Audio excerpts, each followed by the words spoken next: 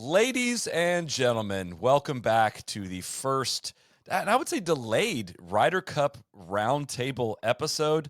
The delay is entirely on me. We'll explain that here coming up shortly. But Soly here, joined by my guy on the American side, holding down the top of the screen with me, Mr. Kyle Porter from Normal Sport. Hello, Kyle. How are you? Mr. Soly Solomon, my first appearance as a business owner, as a golf entrepreneur. Yeah, jumped in with all of you guys. So it's good to be back. A lot to talk about with the Ryder Cup. What was our last one that we did? Was it post Rome? I don't think we did one post Rome. I think I was too depressed. We had to keep Jamie away from the Wolves. I'd gone into hiding post Rome. That's the voice you hear is Jamie Weir. He got canceled pretty much. I think when enough time has gone by that he's uncanceled. Well, I think we'll talk about some of that. But hello, Mr. Jamie Weir. How are you? Christopher, it's a pleasure. It's wonderful to see the sun shining here in Berkshire. And I am, how many months are we now from New York? But already excited. Can't wait. 4 months away. Mr. TC is, of course, here. Hello, TC. I know tough morning for you, but I thank you for joining us. Tough morning. Played some match play and just got beat. You know, I was giving up 18 shots and got beat 4-3. Felt like like a tour championship out there.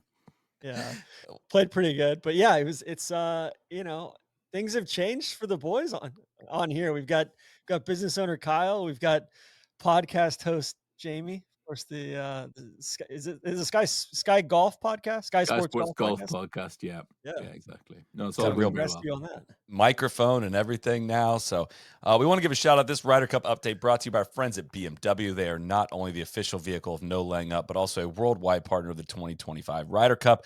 Looking forward to spending some time with them on site at Bethpage later this year to experience the ultimate team competition. Speaking of the ultimate team competition, Kyle, I'll start with you. How are you feeling about your team at the moment? If you're new to listening to these episodes, I root for the America team. Kyle roots for the America team. TC is a trader and roots for the Europeans. And, of course, Jamie is the biggest European golf fan on the planet, I would say. But, Kyle, you're on my side here for today, I think. How are you feeling? Not great. Not good. Solly. Not good. No, it's not good, Bob. You know, I was thinking about this.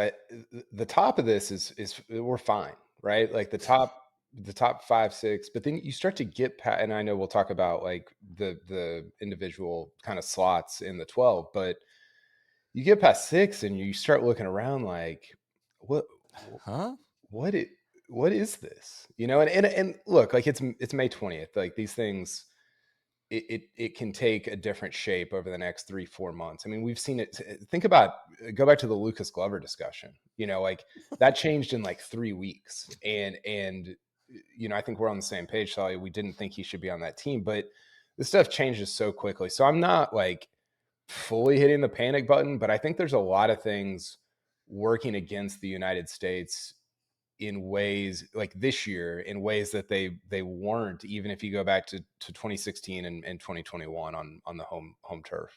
Guys, Ludwig hadn't even left college yet at this point. A couple of years ago. Long ways to go. These guys are trying to pin me down on JT Poston and Andrew Novak and all this stuff in May. I think I'm just gonna keep a running list of all the stuff that gets thrown at me that's been thrown so far and will be thrown in the next several months. But TC, how are you feeling about your European squad right now? I feel good. It's almost, you know, I don't want to get overconfident. Long way to go. We'll see how they set up the golf course. I feel like it's a more well-balanced team now. I think Sepp is, you know, really solidified himself. Tommy continues to play just like above average golf. That's a great way to describe it. Yeah. I'm not gonna take the bait on that one.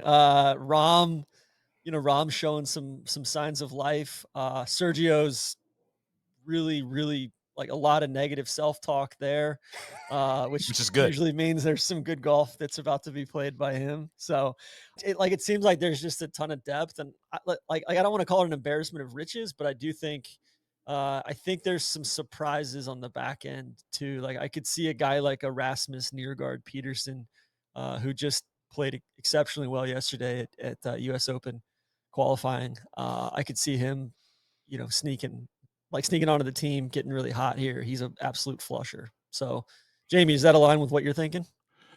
Yeah, I don't think I could be happier with where the European team is right now, and I think Luke Donald and Dodo Molinari probably sort of feel the same way. Obviously, it's been a season of unprecedented success on the PGA Tour in terms of tournament winners, Rory and Sepp with multiple winners, the likes of Ludwig and Victor and Tom Dietrich, who might be on the outside looking in at the moment, but he's a winner on the PGA Tour this season, and those players who haven't won, the likes of Shane and Tommy, just playing consistently brilliant golf. And I think it's an extremely settled team.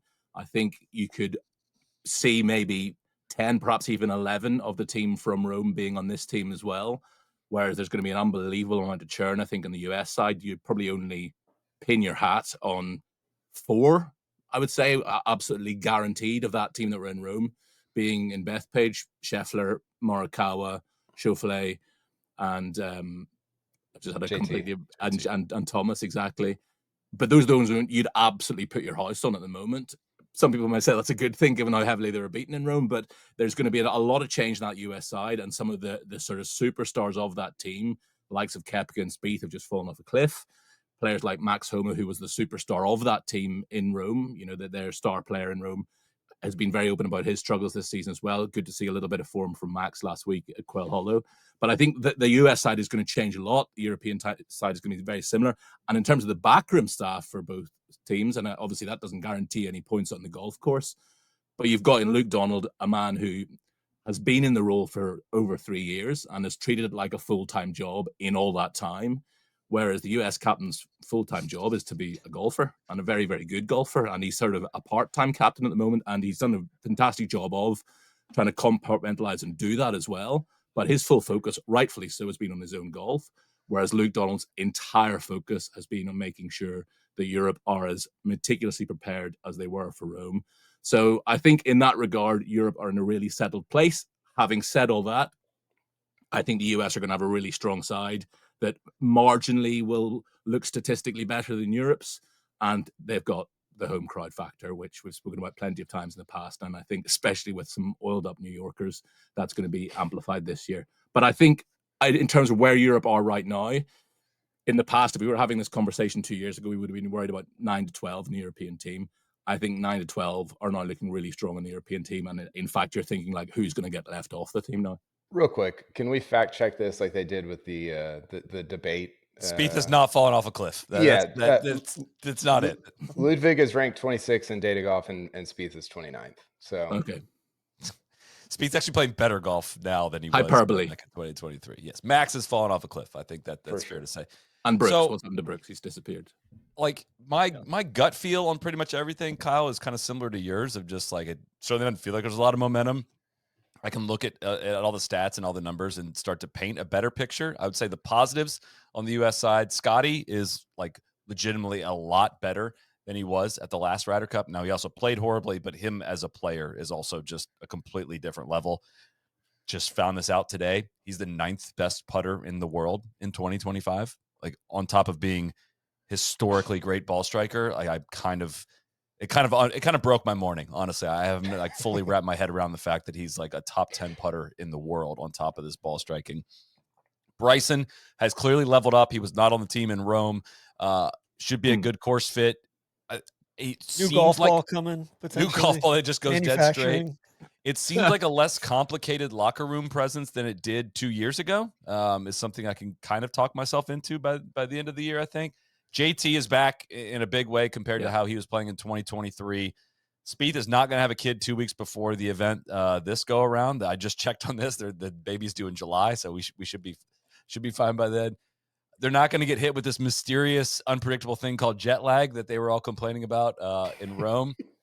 And again, if you look at the numbers, like over the last 6 months, 5 of the top 7 players in strokes gained are American, including the top 2.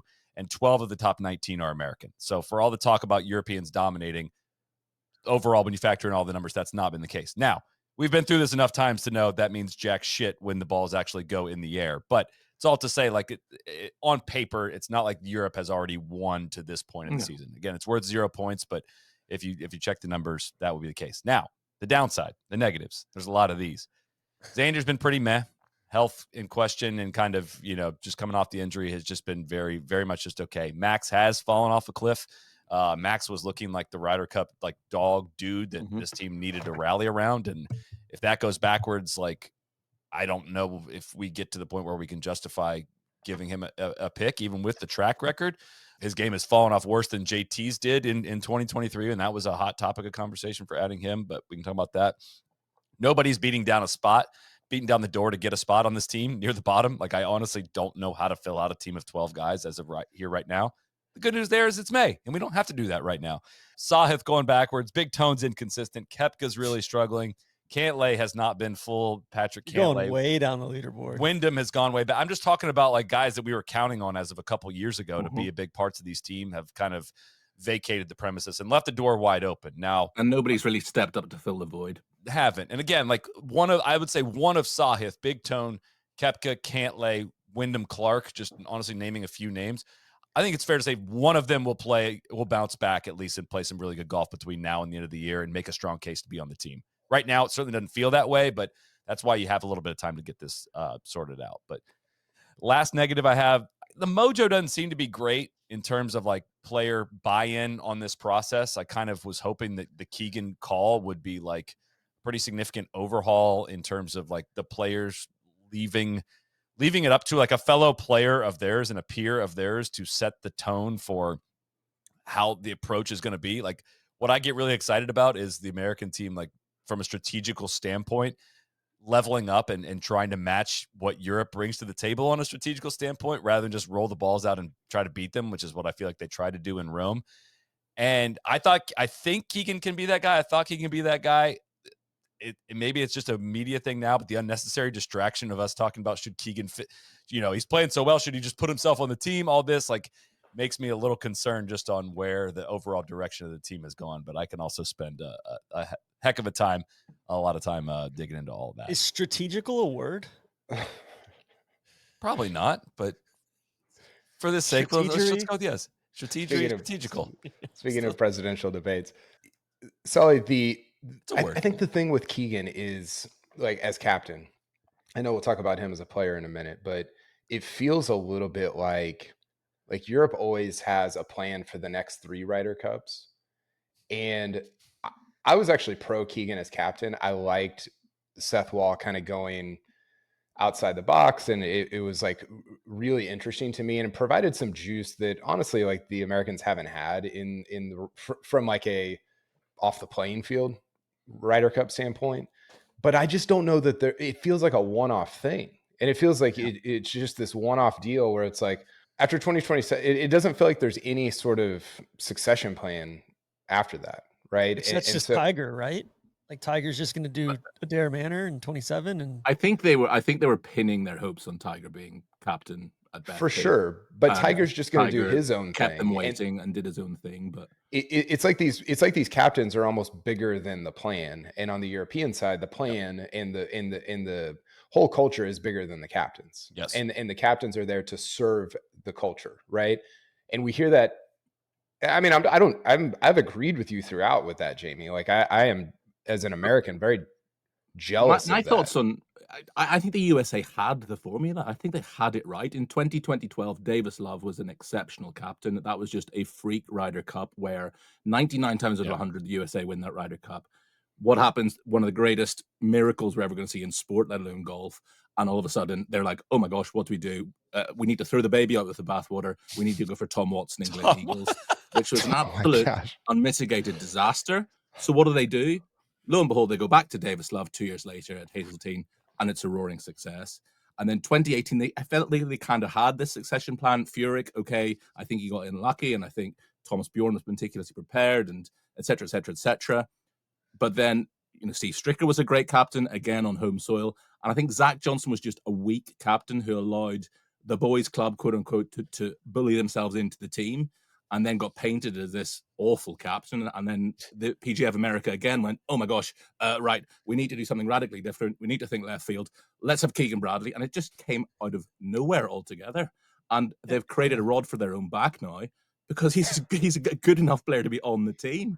And as I said, It's not even whether he should pick himself or he shouldn't pick himself, or he qualifies or he doesn't. The fact is, his full focus is not on being the US Ryder Cup captain right now. And Luke Donald's full focus for 3.5 years has been on how do I prepare this team as best as possible for the Ryder Cup. And that's not a criticism of Keegan. He can't do both jobs to the same level that Luke Donald is doing one job. A rod in their own back. That's such a good phrase. Rod for their own back. Or for their own back. I think, and Jamie, that's a really good point. Like DJ's been making this Armageddon analogy of we've got astronauts and we've got drillers, and instead of teaching the astronauts how to drill, why don't we just find some drillers? And it feels like, I mean, just knowing what I do about Bethpage and how Keegan wants to make this team on points. Like, he's a competitive SOB, and that, like, I know he said, hey, I'm not going to pick myself, but his focus, his focus is I've got to think, if right? you're one of the European players, I think you're probably more scared of coming against a fired up, chest pumping Keegan Bradley than you are of playing JJ Spawn or Russell Henley. Yeah, I agree. And Soly, like, regardless of, I know you've said, hey, Keegan doesn't want to pick himself, but he said that. No, I know. And he said, hey, I'm going to do, and he's kind of said, hey, I'm going to do what's best for the team, or maybe what's best for the team is him playing. And then at some level, it just seems like this is such a distraction. Yes, that's why right now. And then Waugh exited stage left. Yeah, that's where it seems settled to me, was like, no, we're not going to do the whole captain's pick thing. It's not going to be a distraction here. If I beat the fucking door down, sure, I'll go play on the team. That's more of an indictment of like what's going on with the Americans right now. I feel like Keegan has gotten this like backup quarterback treatment that just feels completely out of bounds for me. Like, he has 2 top 10 finishes in majors in the last decade. The last time he played in a Ryder Cup team, he got trounced by Jamie Donaldson for the final point. He went 1-2. Rory showed up 8 minutes before the tee time in 2012. That ended up being the deciding match. He cost him the 2012 Ryder Cup. He had a great run with Phil in the few team matches before that one. Like, no one has gotten a better editorial look back. That's huge. I feel like he's just a better player.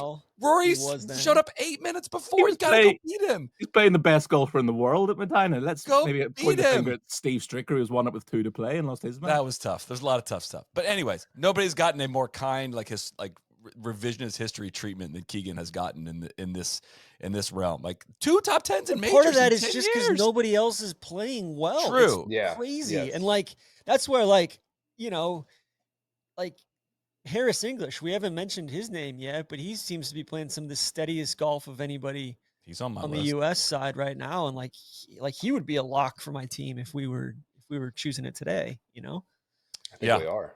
I think I think he's so the U.S. top 6 in points right now is Scotty, Xander, Bryson, JT, Morikawa, and Henley. And English is 7th, and he's close to Henley. Henley has not played well over the last couple of months after getting out to a somewhat early lead. The next 6 that are not in are Harris English, Matt McNeely, Andrew Novak, Brian Harman, JJ Spawn, Patrick Cantlay. So really, I mean, I don't think anyone beyond that is getting up past number 5 on the list. And this is where it's like gets hard to predict, because Bryson, I guess, could fall out because there's going to be so many points available in all the big money signature events that Bryson can't play in. And so basically the only thing I'm worried about in there is like if somebody from that, like if JJ Spawn goes and wins a signature event, then we're going to end up in the Brian Harman situation again of like forcing your way onto the team despite not improving the team's chances. Harman was not a liability in Rome. Harman stunk in Rome. He absolutely was a liability. I will not say alongside Max, I thought they were pretty good. Harman was terrible though. Like, Max had to carry him. Like, Soly, let's say we get down to like JJ Spawn or Ben Griffin or Keegan being on the team, and Keegan said, hey, I want to do what's best for the team. What's best for the team there? That's where I don't know the answer, but I think like removing himself from the conversation, like I don't know how he could look tying a lot of things together here. Players getting paid now for being on the team also. So like a part of this also would be like, I'm going to get paid myself by picking myself to be on the team. And like, I don't know how you make that call to somebody else and be like, yeah, I picked myself over you, bro. Like that's kind of the whole, what I think he's trying to get out in front of like, that's not going to happen. Where I think like it gets interesting is if he says, if the team demands it and I finish like 7th in the points, which points seem to matter to those guys. And we're going to do a vote. And yeah, the boys club is going to vote on this. Super, super messy in there. But I don't know. It's kind of already messy. And I wrote this down. It's a lose-lose situation, right? And I don't think Seth Wall intended this, but you can't pick yourself, because then if you lose the Ryder Cup, it's like, well, yeah, man, like you shouldn't have picked yourself. Like you put Keegan into this box that he can't get out of. But then I'm with TC. He probably should pick himself at this point, because the bottom of the team is that weak, and he's playing. I mean, what if Keegan wins the BMW again? Right? Like he plays well on like winter season grasses, like the kind of the rye and the bent and stuff. He's I don't know. I just the only American player from the Rome team that beat Keegan Bradley at the PGA Championship was Scotty Scheffler. Sure. I mean, what happened at the Masters? Like, this is where like you tend to do, and I get that's part of the fun. Yeah, it is, and we're 4 months It's part of the fun. Like, it's the most recent tournament you look at, and you say, like, I mean, Zach Johnson top 10 at the Masters as well. Are we going to that would be sick? Talk about putting him like you just. It's fun to do, but it just is. It always tends to be like where I guess I have a lot of problem with the conversation. Why I tend to like fall back on the strokes gain stuff to much ridicule is like. Yeah, you remember the pop-ups on the leaderboard, but there's very few guys in golf that when they fall below 40th, you take note of and like remember. Like if Keegan didn't top 40 at the PGA, nobody would have noticed. Like, but when he gets up on the leaderboard and you're just like, oh, he's playing great golf. He could miss 4 straight cuts and he gets 1 top 5, and everyone's like, oh, you got to put him on the team. Whereas like for me, I tend to gravitate more towards the guys that are really consistent and the dudes that like don't have these peaks and valleys. That sounds like JT Poston to me, Soly. I mean, sure. I get he to put him in the mix. Sure, if he beats the door down, sure. But I don't know if I'm really seeing that necessarily. But then it all goes back to like, I don't know how much you want to unwind it, but like I'm a big believer in like the Herb Brooks camp of like, I'm not looking for the best players. I'm looking for the right ones in terms of that's what Europe, like Robert McIntyre was not one of the 24 best players in the world or between the Americans and the Europeans. Not one of the 24 best come Ryder Cup time last year. But like, what did Europe do? They got the most they possibly could out of him. Why? Because they had a great plan. They had a great plan of putting Justin Rose. Like Justin Rose's assignment was to play with Robert McIntyre. I don't remember exactly what they did, but I know they got points out of what should be on paper their weakest pairing. But like Europe, that's why I admire Europe's way of doing things so much better than the U.S. way of like Scotty Scheffler pissed down his leg last year at the Ryder Cup. Xander Schauffele, he went 1-3. Colin Morikawa went 1-3. People keep acting like it was the boys club that cost the U.S. the Ryder Cup. Like their top players sucked. Like, and they kind of refuse to acknowledge like, why do our top players keep sucking in this event? Because you try to treat it like every other event. You don't treat it the way Europe does in terms of preparation, understanding a plan, how it all mixes together. They just like try to take control. Because the boys club was in charge. Felt like sorry, but you're kind of arguing against your own point there, because on one hand you're saying, oh, I look at the data and I'm looking for the most consistent players. But then you're saying, actually, when it comes to Ryder Cup, you kind of throw all that out the window, because it's about having the best players for that situation. And the fact that there are some players who can elevate their game when it comes to a situation like that, like Bob McIntyre, who's somebody who just loves the heat of the battle and loves going toe-to-toe with somebody, and that's why he was unbeaten in Rome.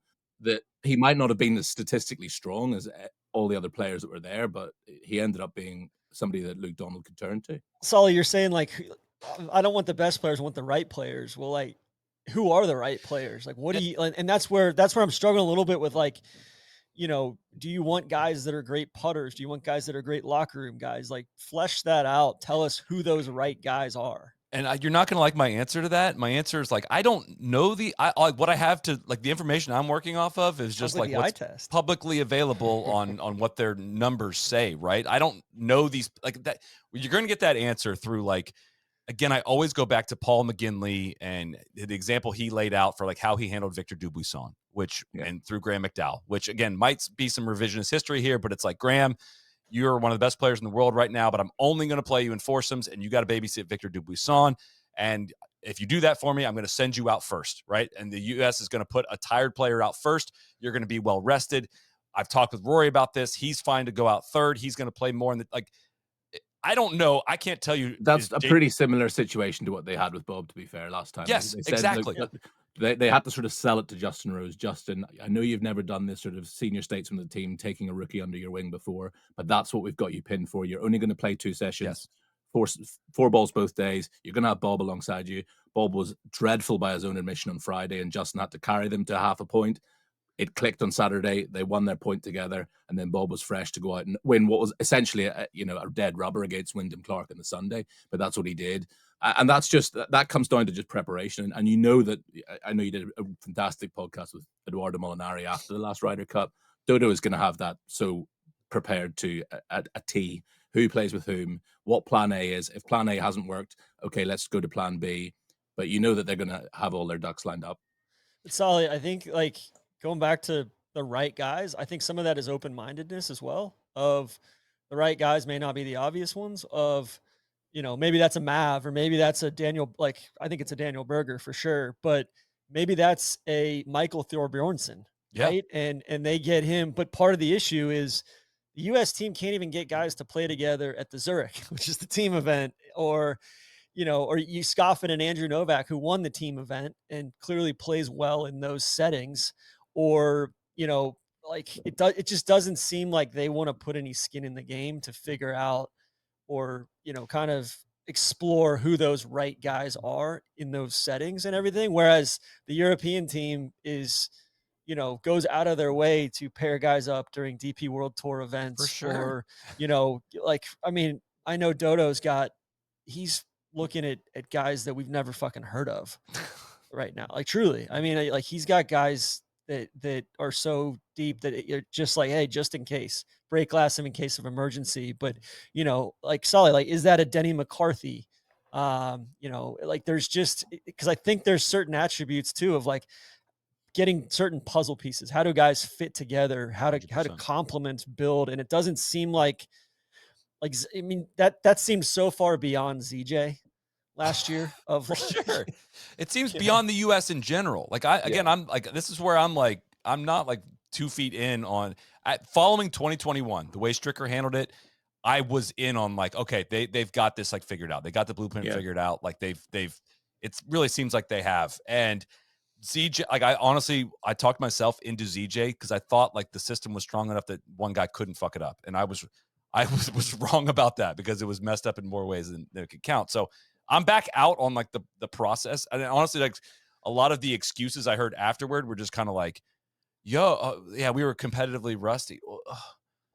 This event was on the schedule for 15, 20 years. How long is it not knowing that they were who they were going to be paired up with until the day before, right? You're jet lagged. We hadn't getting tournament reps. Oh my God, they just made more putts than we did. No, they beat you they beat you in every possible way. Dig into why that might be instead of just assuming. Again, I understand the take here that I'm talking out of my ass, but I have doubts that the U.S. can get through to all the things you're talking about, all of the things that I think truly matter in this team event about getting the most out of everybody. So what do? I default to okay, who are the best golfers? I think the U.S. would rather do it that way of just getting the strongest golfers out there, roll the balls out and play. And that works at home. You kind of, that approach has worked to great extent at home to the point where I don't know if the U.S. from a cultural perspective and from talking to a lot of these players can get anywhere in the realm to be able to buy in the way Rory does and Rahm does to the European process. I just don't think they can copy that. I would like to see that. That would get me really excited. That's honestly why I'm a little bit muted on this Ryder Cup, is I'm just not that excited about it because I think the U.S. should win at home. I think they should. And I think that if they do, they're going to pat themselves on the back and not have really learned a whole heck of a lot before going to try to win at Adair Manor, because I think they treat the home and aways the same. And what works at home doesn't work on the road. And it's just kind of you're expected to win this. You should win it, even if the momentum is not on your side right now. That just leads me towards not if they do win, I won't be that excited about it. I'm because I'm just not in love with the overall process. Yeah, I love what you're saying about the difference in a home team and a road team. I mean, we see this in other sports as well, but I think especially here, one of my takes after Rome was like, hey, when you're on the road, you have to bring your own juice. Whatever gets you, like you have to bring guys that are gonna. I almost would like rather see somebody like Billy Horschel, who's just completely psychotic in situations like that. But he kind of laid an egg at the President's Cup a little Big bit, time, like right? yeah. Which was But weird. was that at home or on? No, it was at home, Quail Hollow. Yeah, He was a ghost. Well, yeah. Well, I don't know. I think when you put guys like a Koepka in a road situation, they're just I don't know. They don't do a ton for me. But then at home, the crowd provides the juice, Yeah. right? Like there's you don't need to stir anything up. It just you kind of roll the best players out there, like Soly's saying, and let the crowd carry them. But I think one of the problems this year, Soly, and one of the things I'm interested to hear y'all's take on is this is the first time where, like, I think back to 2021. It's like, yeah, man, we can't take Kevin Kisner and Kevin Na because we have to set the course up at 7,600 yards or whatever. Because you got all these poofers on the other side, like Poulter and that's just flipped now, right? That has totally flipped. And I don't know. I mean, the US's problem, TC, is that it's dogs. Like the guys that you want are not bombers. And it's bombers, like it's guys like Wyndham and guys that hit it a million miles are not really dogs. Dude, that's where I would lean into that then. And and lean into the Cantlays, but then you start looking at guys like Patrick Reed. Like, all right, cool, let's get some of the best wedge players in the world, or I'm sure we were. Soly, I didn't know when you wanted to get into sort of course setup stuff, but so yeah, just noting this again, I feel the same way, and I don't know exactly how Data Golf's model works in terms of like if it flattens out the whole teams or if it counts like, all right, Rory's going to play 5 times, so it's going to be his distance is going to play more to advantage. I don't know exactly how that models out, but it says that they project the U.S. to be 0.03 strokes better per round off the tee. So very, very marginal difference. 0.4 yards longer per drive off the tee. So again, very marginal difference. And they expect Europe to hit 0.2 more fairways per round. What's the group that they're going with? Is that out of the top 20 like candidates, or is that? So it's I hope I'm describing it right, but they're modeling it off of like probability of making the team, like a predicted skill. So it's not just taking the top 12 current. It's like, but in a nutshell, there's regards skill set, there's really nothing separating the two sides at the moment. That's whereas it was the case that the European golfers were they hit it straighter but shorter, and they sort of plodded their way around the golf course. It now seems you look at potential players that could be in the US side, the likes of Russell Henley and Brian Harmon, JJ Spawn, those kind of guys. They are more the sort of strategical golfers, and the guys that hit it a mile, Rory McIlroy, Rasmus Højgaard, Sepp Straka. Well, Sepp doesn't hit it a mile, but Ludwig. They're the European guys now, and I don't think it's possible to set the black course at Bethpage up to be a little strategic, plot your way around kind of course. It is a big ballpark. I think it's going to be pretty neutral, and I would be curious to see what that chart would look like 2018 teams, like how different that would look between Europe and the US, because it does feel like it has evolved since then. But like the big course boost guys on the European side, I mean, it's Rory. He gets 0.3 of a shot gain per round, that's massive, and the big one on the US side is Bryson. He gets like 0.29 shots, like approach. Otherwise, it's still pretty minimal. Like Tommy gets a slight hit, Shane gets a slight hit, Rahm slight boost, Sepp slight hit, Aaron Rye gets a big hit. I don't know if he's like seriously in the conversation, but like he's in the conversation. 100%. They give it a better than 60% chance that he makes the team. So it basically all that to say, like the U.S. is a little better on approach, a little better around the green, a little better at putting, and a little bit better off the tee. And Europe is slightly more accurate, but it's so marginal that it's just like I wouldn't even call anything an advantage. So I don't know what the U.S. is going to do with setup. I honestly don't. I don't think there's anything they can do, right? I don't think it's like, Valhalla where Paul Azinger can be cutting down tree limbs to help his team and things like that. There's nothing they can do which makes this course more more suited to the US side.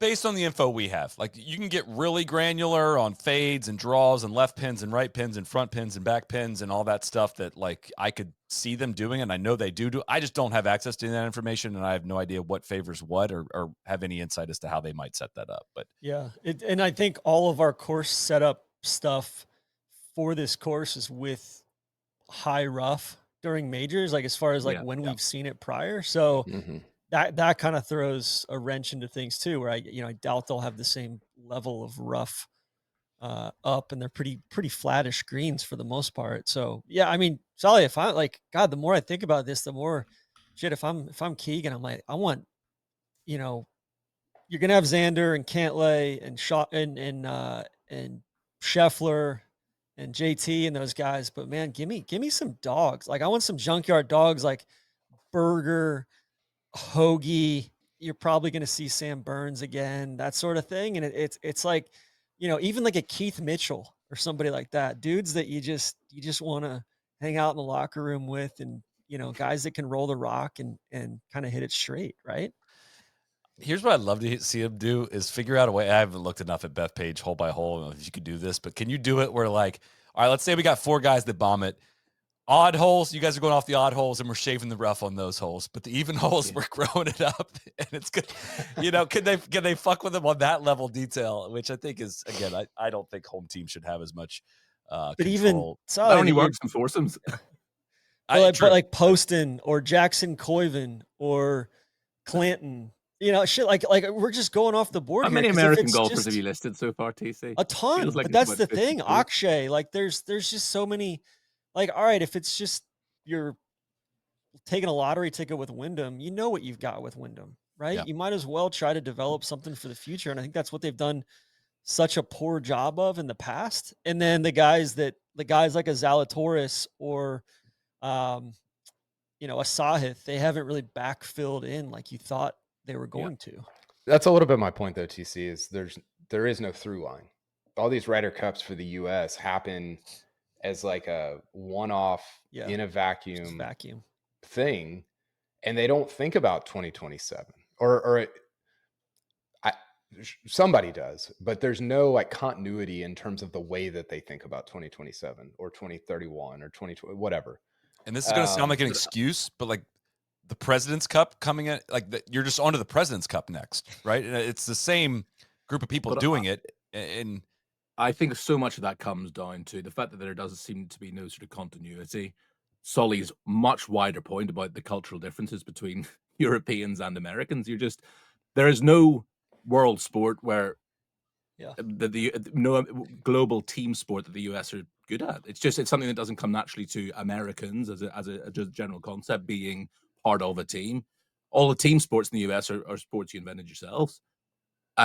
And individual sports, golf and tennis and Olympic sports like swimming or athletics, that's where all the American superstars are. But there's a reason why there hasn't been a great US soccer side on a global stage, or there hasn't been a great, you pick your team sport. It's because it just culturally, America is much more of an individualistic society, and Europeans, British, wherever you're from in Europe, there seems to be something that is much more in our DNA about coming together as a team. And I think that's you see it on tour week in, week out. How many European guys come from the DP World Tour, which feels like one big family where they're going out and having dinner together every night, and they're traveling to tournaments together, and they go to the States and they get homesick and they struggle to adapt there because everybody is in their own little bubble with their team around them, but they don't mix as a group. And then suddenly you're asked once every 2 years, right, forget all that individualistic stuff. We want you to come together as a team. And it's something that they just find very difficult to do.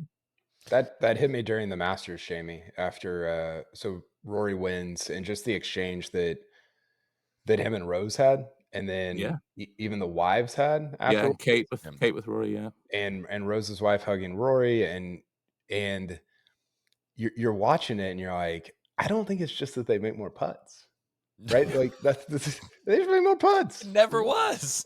I know, that's what I'm saying. And the frustrations with the players. It's more ingrained in their DNA too, to like play team golf, play play team sport, full stop.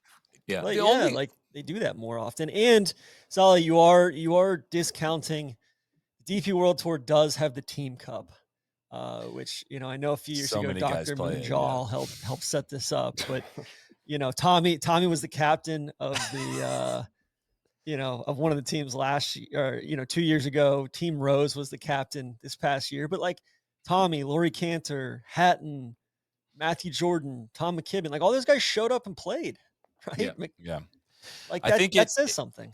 some of this though, I'm as hard on the U.S. side as anyone, and I do feel like, all right, if we really objectively look back since Tom Watson debacle, in team events, they've gone win, win, win, loss. Yeah, but I think that win, they've done loss. that purely on talent, though. Sully is what I'm I trying to know, say. but it is like they're what 7-2 since 2015, and I know that includes a bunch of President's Cups, which don't end up really counting for anything. But there's a reason why Europe need to sort of have an advantage going into Sunday, and that's because talent-wise, the US probably will win most single sessions. But when you have to play alongside somebody, that's where Europe do have an advantage, and historically have always had an advantage. And flipped their historic disadvantage on its head with in the first couple sessions last time too, right? With was it 4-ball or foursomes? They went typically, Friday matches. They went what did they do first? Foursomes. 4-ball. Oh, sorry, it was foursomes first, and they went. Yeah. So basically, like won the first session 4-0. If you look at the difference in all of the Ryder Cups, it has been like the home teams dominate foursomes. Like that's the big thing. Yeah. Like the U.S. dominates foursomes at home and cannot play them on the road. Like absolutely cannot play them on the road for whatever reason.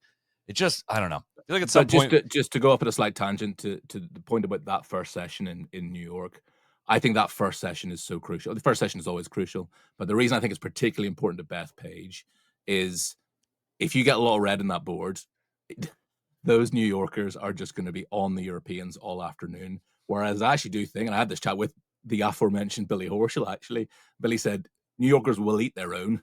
If Europe suddenly, if Europe were to win that opening session 4-0, it'll be the American players getting dogs abuse all afternoon. So for Europe, it is crucial. If they can get off to out of the blocks fast, then that crowd could turn very quickly. I would love to get the sports talk radio guys to Mad Dog and the boys. These guys suck. Keegan's shitting himself. Get him out of here. God.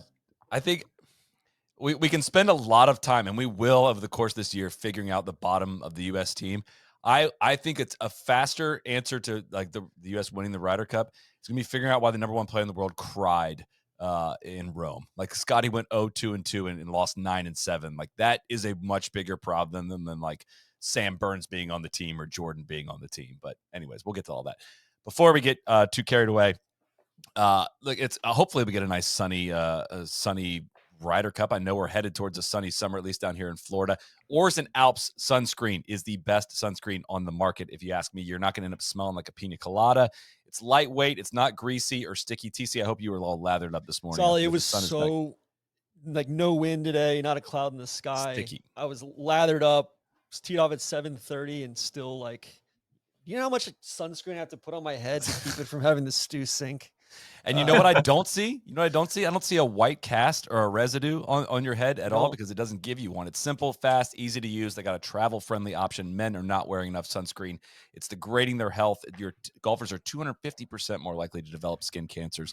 It's not good. It's available in SPF 30, 50, and 70, and the travel size SPF 50 is what I would recommend for your golf bag. It's, again, not greasy. It's lightweight. It's totally clear. Go to oarsandalps.com, take the skin quiz, build your own kit. You can also check them out on Amazon.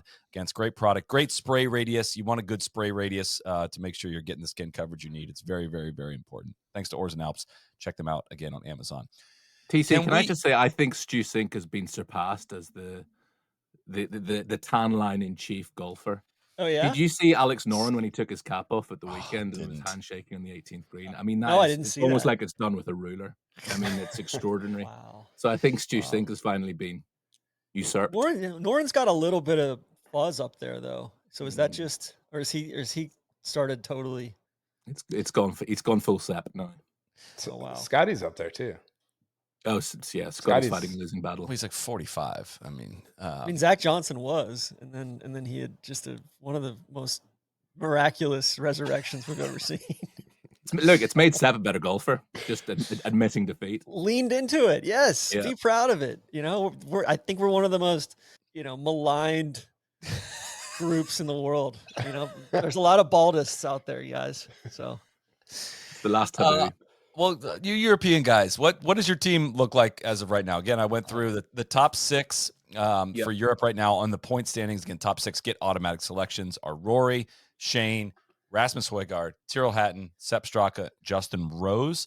The next 6 on the list are Tommy Fleetwood, Ludwig Åberg, Thomas Dietrich, Matt Wallace, Nicholas Norgard, Victor Hovland. And then the next 8 that are not inside the top 12 are Thorbjorn Olesen, Laurie Cantor, Robert McIntyre, Aaron Rye, Rasmus Norgard Peterson, excuse me, Jorge Campillo, Jordan Smith, Paul Waring, I believe. Rom not listed anywhere on there. I assume that's something to do with membership or whatnot, but obviously Rom's going to be on the team. But what's your team look like, Jamie, as of right now? What are you? I think there's 17 players for 12 spots is the simplest way I can putting it. And I think actually you could even argue it's 7 players for 2 spots. So I think those top 6 I imagine will all be there. Rory, Shane, Rasmus Højgaard, Tyrrell, Sepp, and Justin Rose. Justin Rose may fall out of the automatic 6, but I think he gets a pick purely for. I mean, I want to come into Justin Rose a bit more detail in a bit anyway, but I think Jamie, you've got who? You've got Rory, Shane, Shane, Rasmus, Tyrrell, Sepp, and Justin are the 6 in the spots at the moment. I think they'll all be in that team. And of the ones who aren't in the top 6, whether they manage to get into that top 6 or whether they don't, I think will definitely be on the team are Tommy Fleetwood, Ludwig Åberg, Victor Hovland, and John Ram. I think we would all be in agreement on that. In which case, you're suddenly talking about, I think, 7 players for the final 2 spots, and those 7 players are Bob McIntyre, Matt Fitzpatrick, who we haven't mentioned yet, Nikolai Højgaard, Aaron Rye, Thomas Dietrich, Matt Wallace, and Nicholas Norgard, who would be an extreme dark horse, but a very good course fit. So I think that, and as I said earlier on, you could see a scenario where 11 of the team from Rome are all in this team as well, and perhaps the only swap is Rasmus Højgaard in for Nikolai Højgaard.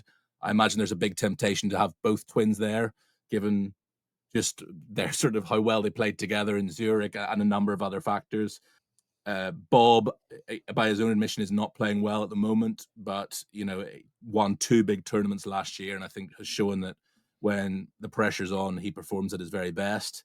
If I were to have any concerns about the European team at the moment, and it's really sort of nitpicking, it would be the likes of Ludwig isn't playing great at this very moment in time. Victor Hovland has been very open about the fact that his game isn't exactly where it wants to be, but you're talking about 2 generational talents there who I am fully confident will have sorted it out by September, and of course who played together and will hopefully play together for the better part of the next decade and beat Scotty Scheffler and Brooks Koepka 9 and 7 last time out. So I'm not worried in that regard, and I think it's looking really settled at the team at the moment, and there are so many easy partnerships to be had there.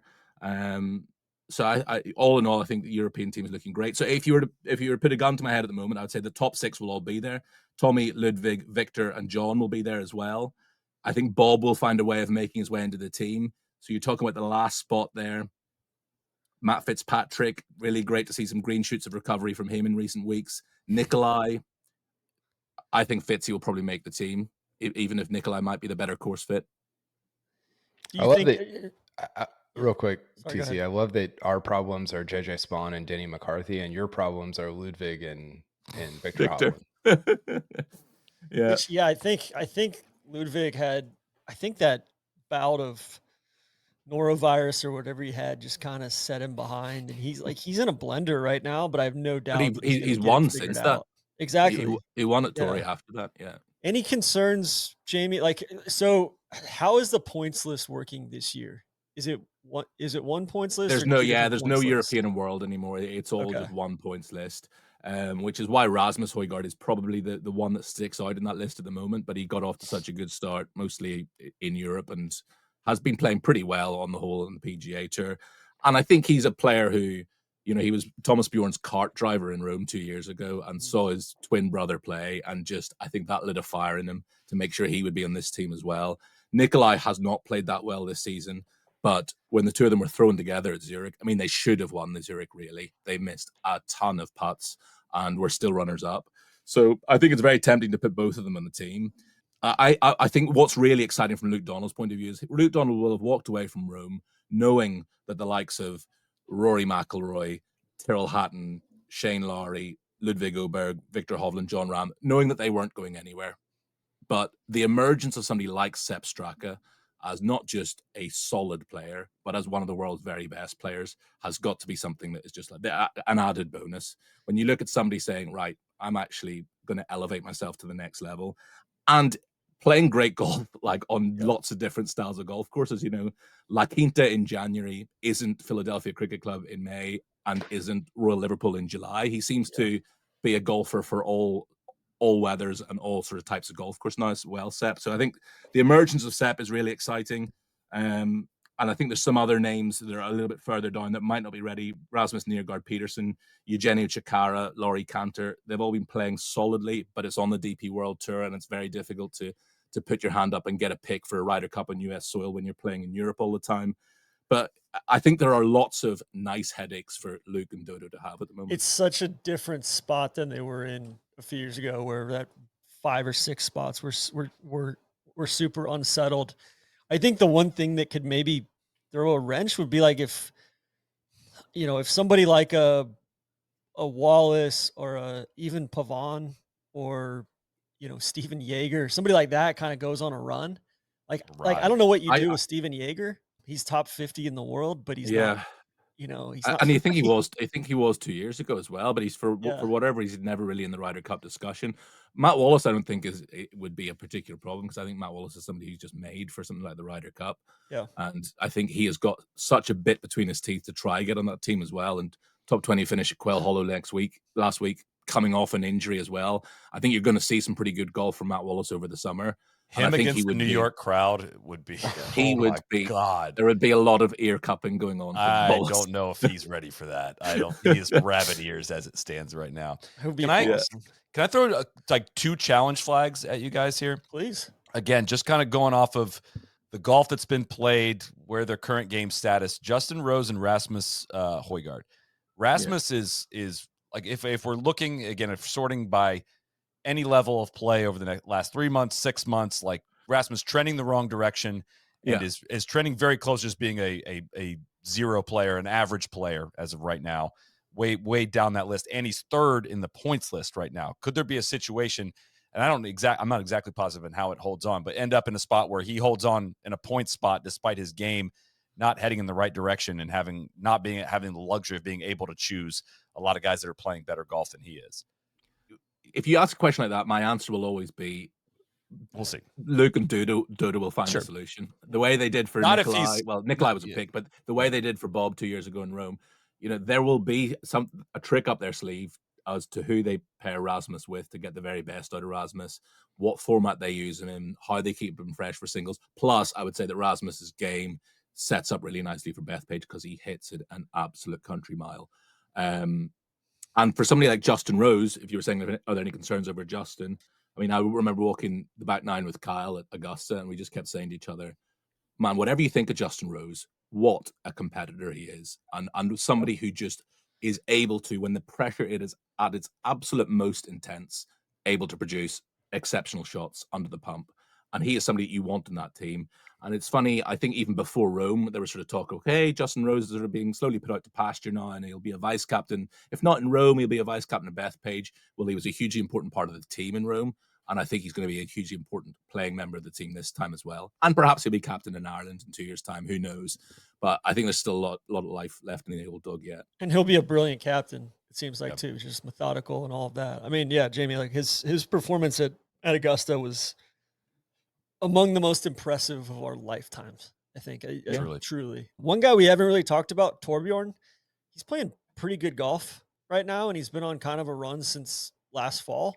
I know the talent's in there, and it's just a matter of, kind of drawing it out. But like, I think where I get the most excitement, both for this year, but really more so for 27, is the Danes.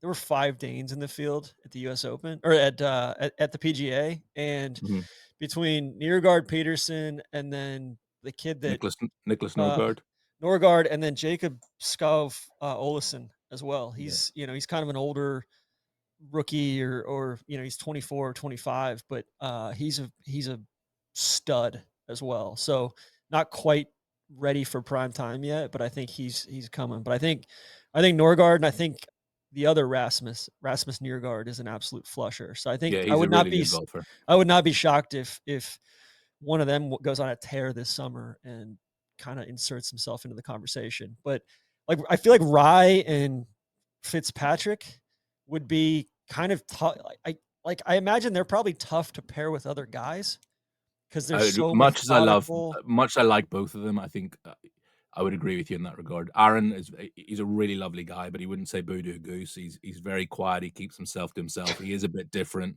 He came up. Is that a British saying? Wouldn't say boo to a goose. You all looked very confused when I said it. I was about to say he's quiet as a church mouse, which is maybe also a British expression as well. But he's just very okay. You have heard that one. He's just very shy.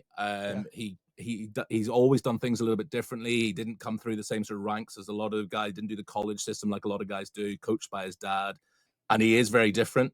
And I also think he is more of the sort of methodical kind of plot your way around the golf course kind of player, as opposed to somebody. I can't imagine Aaron Rye like pumping his chest and cheering and getting the crowd going in New York. Or even just being a great fit for somebody to play alt shot with. Right? Yeah, like whose ball are we going to play? And Fitz, look, I love Fitz to bits, but Hazeltine, okay, I give him a pass on that because he was a rabbit in the headlights. He was too young. Whistling Straits, he was kind of paired with Westwood, which was just awful for him. We did see a little bit more of he's a major champion by the time he played in Rome, and we did see a little bit of what he is capable of. He was paired with Rory, which helps. But I do think Fitz is somebody who maybe isn't a natural fit for a Ryder Cup team, but he is coming out of his shell more and more as he matures as a golfer. And I played golf with his dad actually a couple of weeks ago, who was saying that he had an awful tournament at the Heritage, which is a tournament that's very close to his heart. Came away from that and spent time with his coach and just found something. And since then, there have been green shoots of recovery. And, he was for a while, he was in the mix on Sunday at the PGA Championship as well. So I would love to see Fitz, form his temporary class as permanent. I would love to see him have a summer where he forces his way onto that team. I would love to see Fitz's brother get himself into the conversation. Yeah, Al's not in a great place at the moment with his game. But future, that would be awesome to have the two of them on a team together. Højgaard's in the team together and the Fitzpatrick's in the team together. Yeah. So Soly, to answer your question, we got the horses in the back. What did I ask? I don't even remember what I asked. Well, I asked if there were concerns over Rosie and Rasmus Højgaard. Real quick.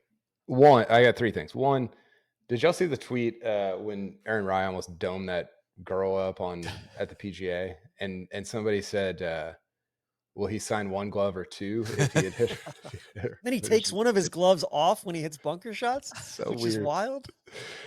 Two, I think one thing we do, and this is a little bit, I love the Højgaards. I think they're really good. But I think one thing that happens with some of these European guys is when you become the best guy in your country, you get talked about differently, even if you would be like the 40th best guy in the United States. Yeah. And so it's this weird, like, I just looked at data golf. Rasmus is ranked behind Cameron Tringali.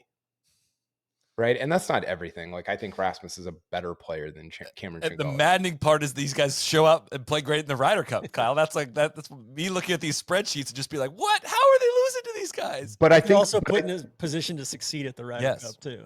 That, and also I think there is something about like, hey, I'm the best dude in my country. There definitely is. And I've had this very conversation with Thomas Dietrich, who that is like he's like, I will always be the first Belgian to win the PGA Tour, and that means something to me. And so you take that into this team event and like, hey, I'm representing. I mean, the video in Rome where they're like, they say their name in their in their home, like that's freaking awesome. Yeah. And it's just, I don't know. It's like, it's an interesting juxtaposition with how we talk about. I mean, JT Poston might be the best player in, I don't know, name a country, like Wales, but he's like the 33rd best, or I don't know, he's probably like the 17th best guy in the United States. So it's just, that's And interesting. you know what's an interesting, sorry, Cal, not to interrupt your point, but what's interesting in that regard is if we look at the President's Cup, the reason, or one of the reasons that's cited that the international team have always struggled is they don't have one identity to rally around. Whereas if you're on the US team, it's the red, white, and blue. We're playing for the Star Spangled Banner. Well, it should really be the same kind of logic for the Ryder Cup. There's nothing really to being European. Nobody really feels European. Yeah. You feel Spanish, or you feel French, or you feel Italian, or you feel British or Irish. And but Brookline, and so many of those everybody countries they rally around Brookline. Yeah, and so many of those countries have historic beef with each other as well. There's no really reason to unite under the European flag. And we're up against a team who are representing their country, not their continent. But we seem to be able to do it. It's because the Americans were aim pointing all through Jose Maria's line in 1999. That's the rallying cry they're still working off of. My last thing, what do you do with Sergio? We haven't talked about Sergio. There's a reason. I mean, he said, "I hope this fucking tour, it's like fails, or you piece of shit tour."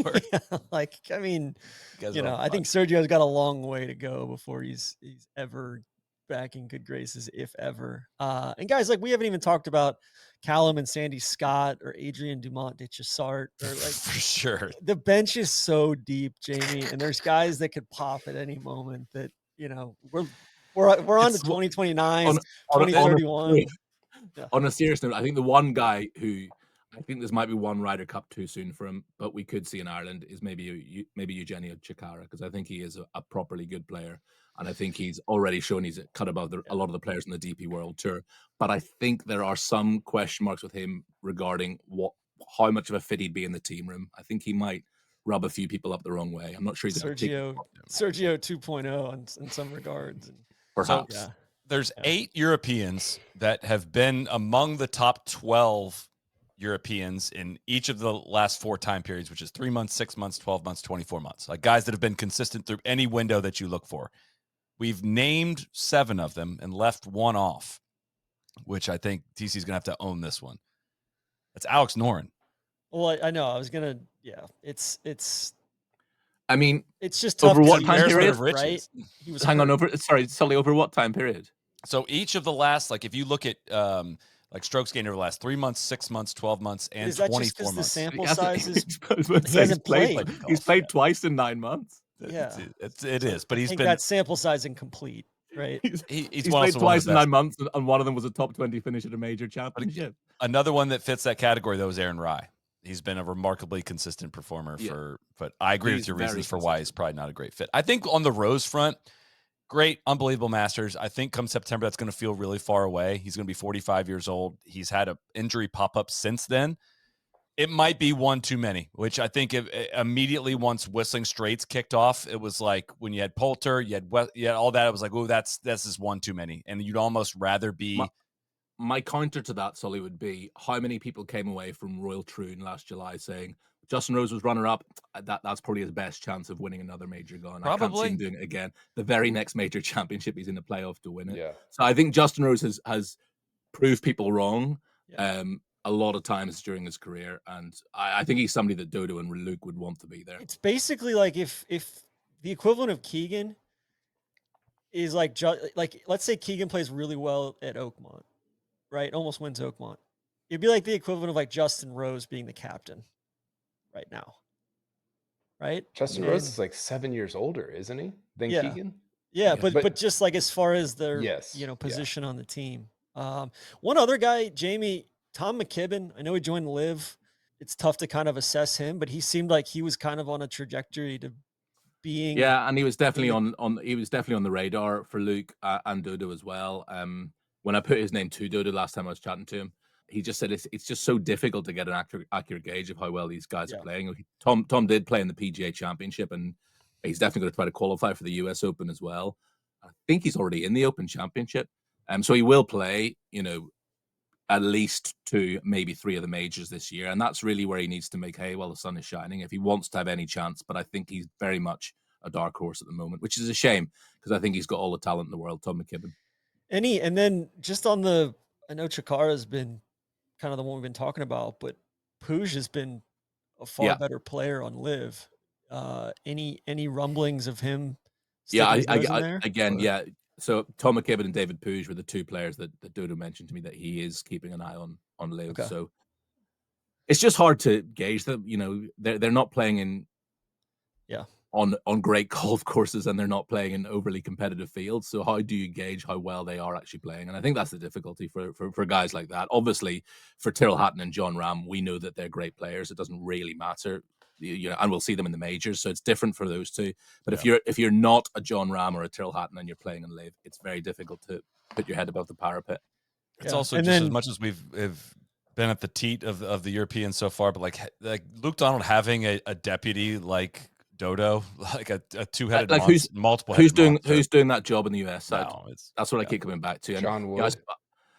Yeah, it might be. Yeah, I've heard some rumors of John Wood being either pushed aside a little bit or undermined or whatever. Like the players seem to be really taking over. Well, I mean, I wrote this down in my notes, TC, but having a player captain would be kind of like fitting in some ways for the Americans. It really would. Like it would make a lot of sense. Like honestly, like just make Scotty the captain and just let him you know, or Scotty and Ted Scott are the two captains. Cool. Like we're gonna or like make like Joe Griner the captain. A caddy would be an interesting thing. Before not bad shot. One other guy, Blandy. We haven't mentioned him. You mentioned a lot of guys below Blandy in strokes gained. Let me just say that it's quite remarkable, honestly. For Blandy to even make the cut last week for how far he hits the ball and how old he crazy, is. Remarkable. And I think he's defending a major championship. Defending this week at Congressional on a proper golf course. You know, we'll see how it. And then he's showing up at Oakmont because he's the defending U.S. Senior Open champion as well. Like he's gonna get some serious reps here as we move forward.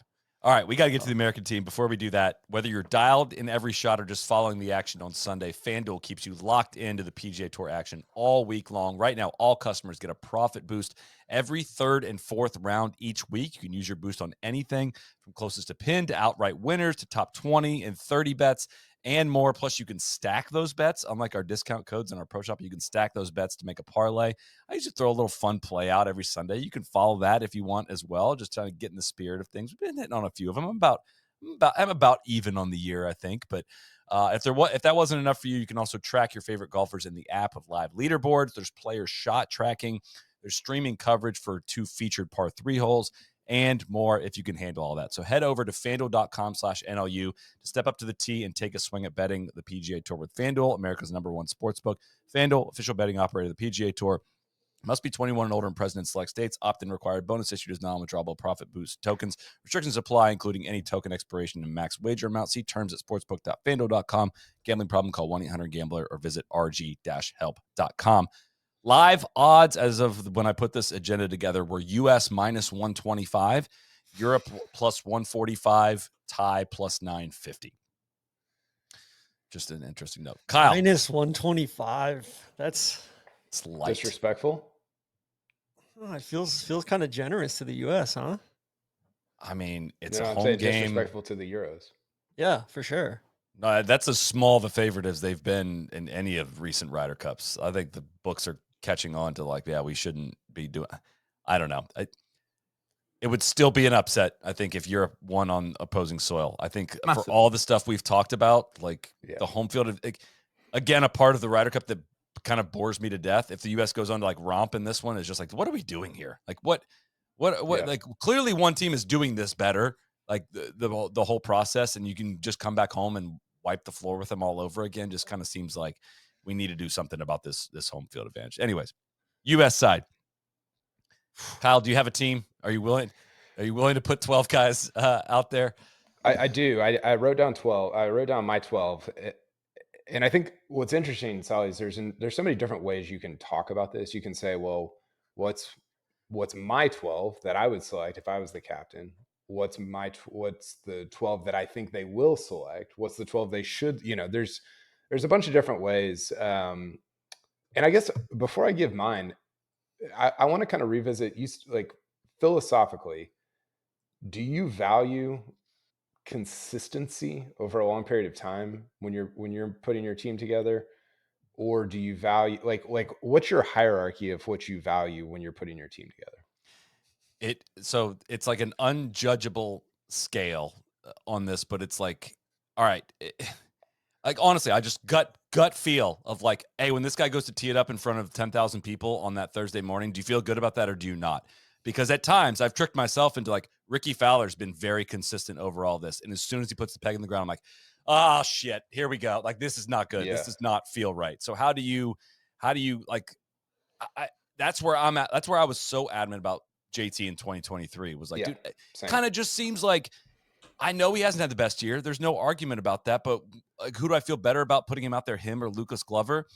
Like that was a pretty easy question to be answered on my end. So there is like, you look at the numbers, you want to see who the best player is, but also just that gut feeling of do they have that dog in them is where I end up going. And somebody like Koepka, I don't like have that dog feel when it comes to this event. Like I just don't think he cares that much about it. And I'm like, we're sitting here right now, I have absolutely no problems leaving him at home. Like his game is not in good shape. And like, I just don't think we need a vibe like that. That's kind of like the little ringer test I put somebody through. Like, am I going to feel good despite all of JJ Spawn's numbers looking really good? Am I going to feel great if he's on the first tee at Bethpage? And I'm not going to. So I'm going to look past that name for somebody that, like, as of right now, I'd rather have Big Tone.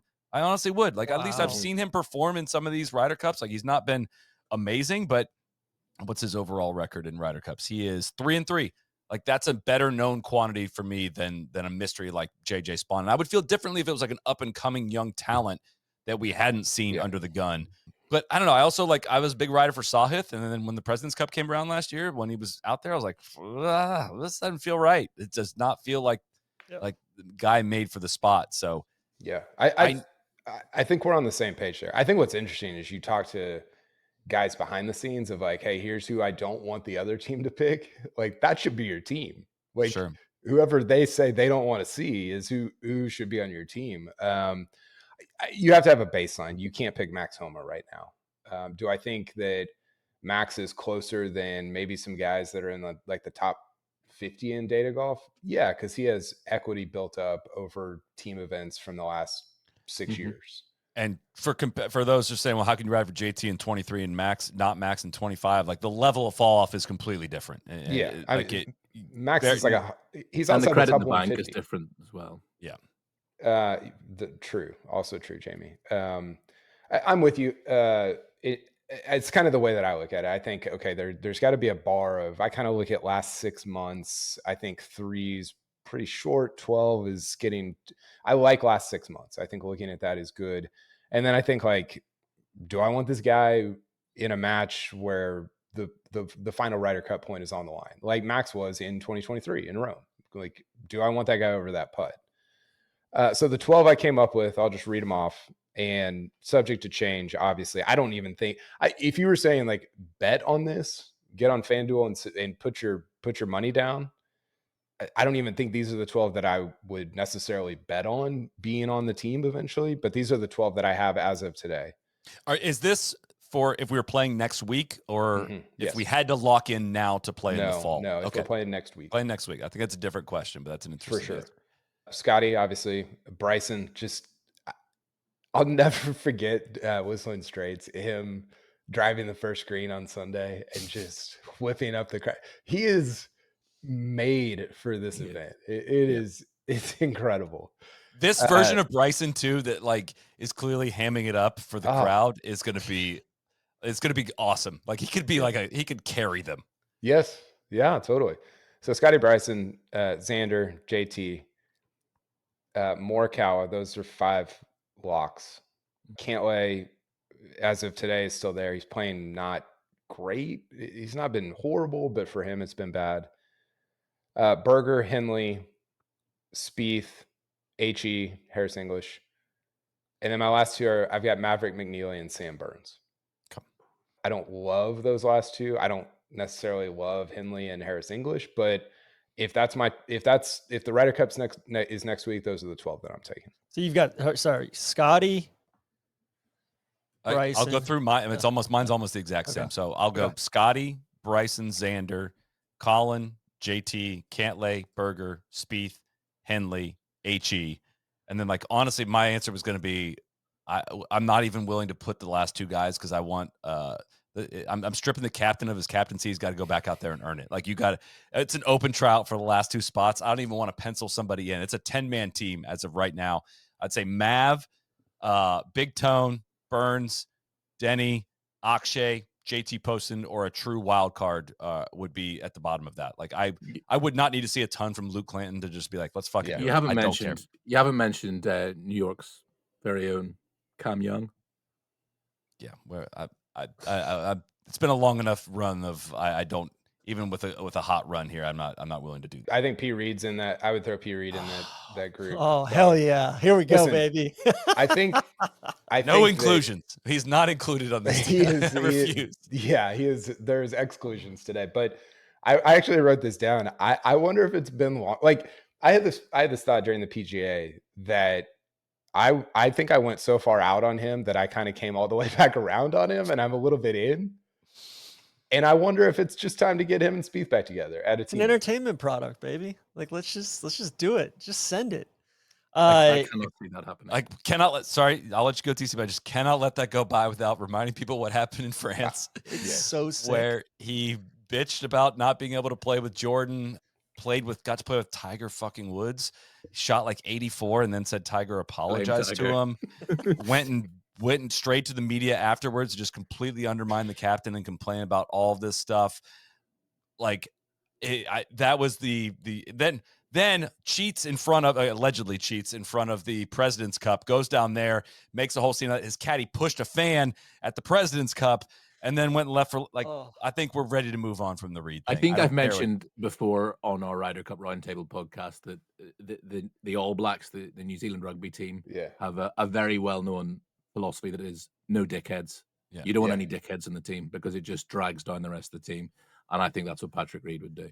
And I think Bryson's a good enough player to offset the dickhead. I was going to say, he's a dickhead, but he's a talented enough dickhead that will find room for him. I think the dickhead thing has gone out the window with the U.S. team.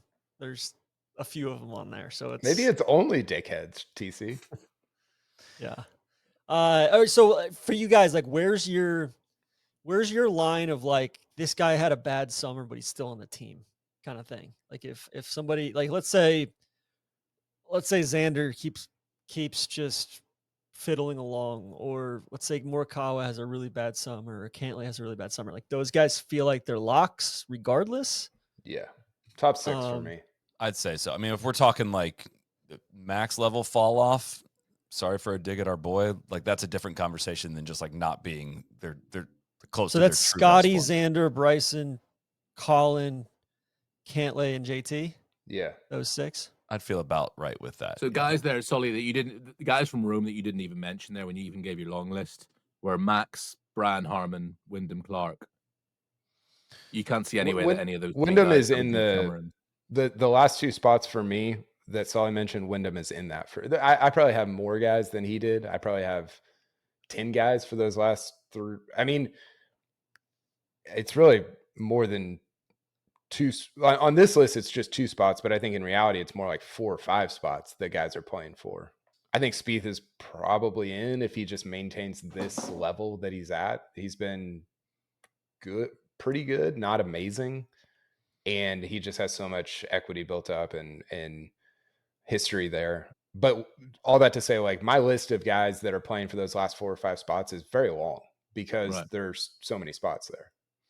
And it's just like, that's where it gets into a really indistinguishable group of guys, numbers wise, that it just gets down to that factor of what I'm talking about of like, the process that Keegan should have for putting this team together, of interviewing players, of talking to them throughout the course of the year, getting to know their personalities, getting to know what their preparation is like. If I'm being totally honest, and a certain lot of people might not like this take, but like, I have genuine concerns about like Bryson's readiness for the event. Like Bryson kind of lives in his own universe, and he peaks for these major championships. And I don't know how much time he's going to. He'd treat it the same, wouldn't he?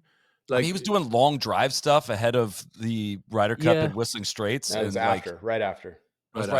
Yeah, but he was like, I think Bryson is a different player than he was 4 years ago. I agree too. He's obviously a different person than he was as well. I think he's managed to find that ability to peak for the majors now, which is a very rare skill to have. And I think he would treat the Ryder Cup exactly the same way. I've got absolutely no doubts that he would be an absolute stud in Bethpage. And that's a unnecessary diversion for me all to say, like, I don't think that, like, in 2021 we were arguing Kevin Na and Kevin Kisner versus Scotty Scheffler, and I felt very strongly about the talent difference between that group, and that I do not have the same feeling near the bottom of this team of, like, you cannot leave this guy off the team. I think if anything, it's like a bunch of guys I'm very indifferent about at this point. And that's where we got time. We got time to figure this out. I think the time we did this pod around this time last year, I think, for Europe. And I think we said, or 2 years ago for Europe. And I think we said, like, Europe's got time. And honestly, that's not a bad place, like a bad place to be. Like, you have some kind of openness. What you don't want is, like, thinking you've got your 12 guys, 3 of them fall off in some form throughout the course of the year. And then you're kind of panicking in your process to try to find who's going to fill the back end of that team. You've also got the unknown factor of somebody like a Joe Highsmith or a Brian Campbell who've played their way into the elevated events now by winning, and they go and win the Travelers or something. Yeah, Jamie, I was going to say, let's not get carried away. Joe We're not going to do what you Highsmith. guys do. You guys are listening, like, you go way down the board and list some guys that have Sully, no they're business being on the team. PJ Tour winners this season. Solid, yeah. Highsmith. Can I get back on that? He's playing really good golf right now, and you know who he has on the bag? Joe the Show LaCava 2.0. Jamie, this is a point that gets made often, and I'm glad you brought it up. Like, you know, I hear a lot of questions like, with a win, would he be on the team? I cannot stress enough for me how little, like, one peak week means to me in predicting how well a player is going to perform at a team event in September. Oh no, I'm saying they could play their that in points, it'd be really, really hard. Like, they'd have to win like a signature. You got to win the big money events. That's why I literally just said that. That's not they're not going to a win one. Possibility, though. I mean, like JJ Spawn almost won the fucking Players. Spawn's a possibility. Joe Highsmith is not going to. I think Joe Highsmith's a better player than JJ Spawn, though. Like, I don't know about that. Anyway, like, Spawn's already got the points. Like, as what I'm saying, like, he would have to. But it's going to take multiple of these. You can't just have one freak signature event and make the team the way it's structured out currently. And the guys near the top have a shitload of points as it stands. Like, it's hard. Yeah. It's hard to make movement in the actual points list. I tell you what, you really need is for, like, guys like Cantlay or somebody like that to win a little bit and just move up, like, bump up that points list so there's nothing fluky going on at all. That's yeah.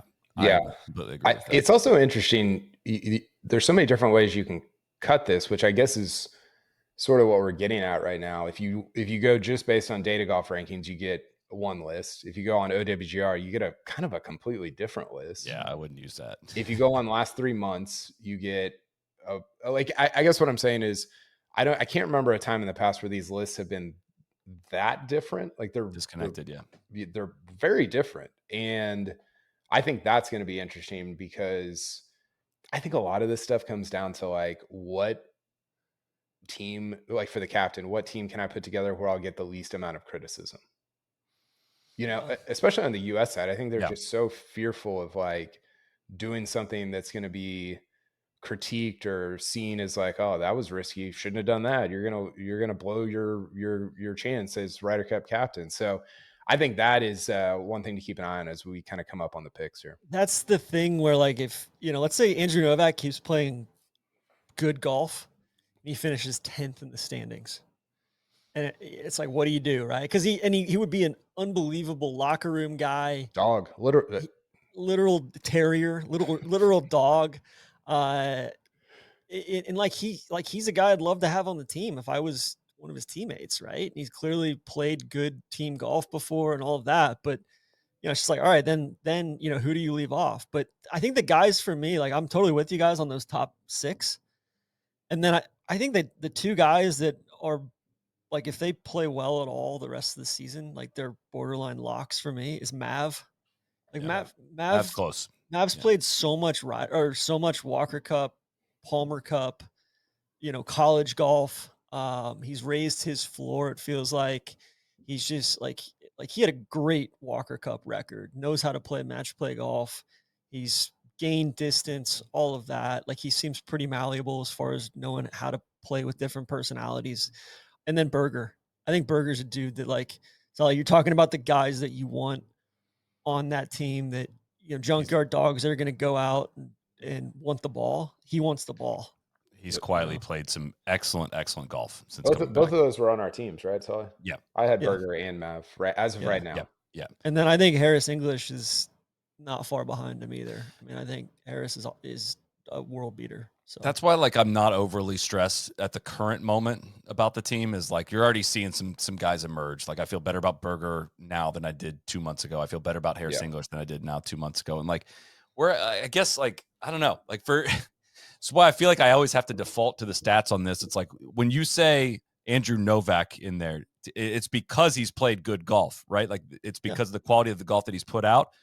But the measurement of that quality of golf that your eyes are telling you, like he's the 29th best American over the last 6 months.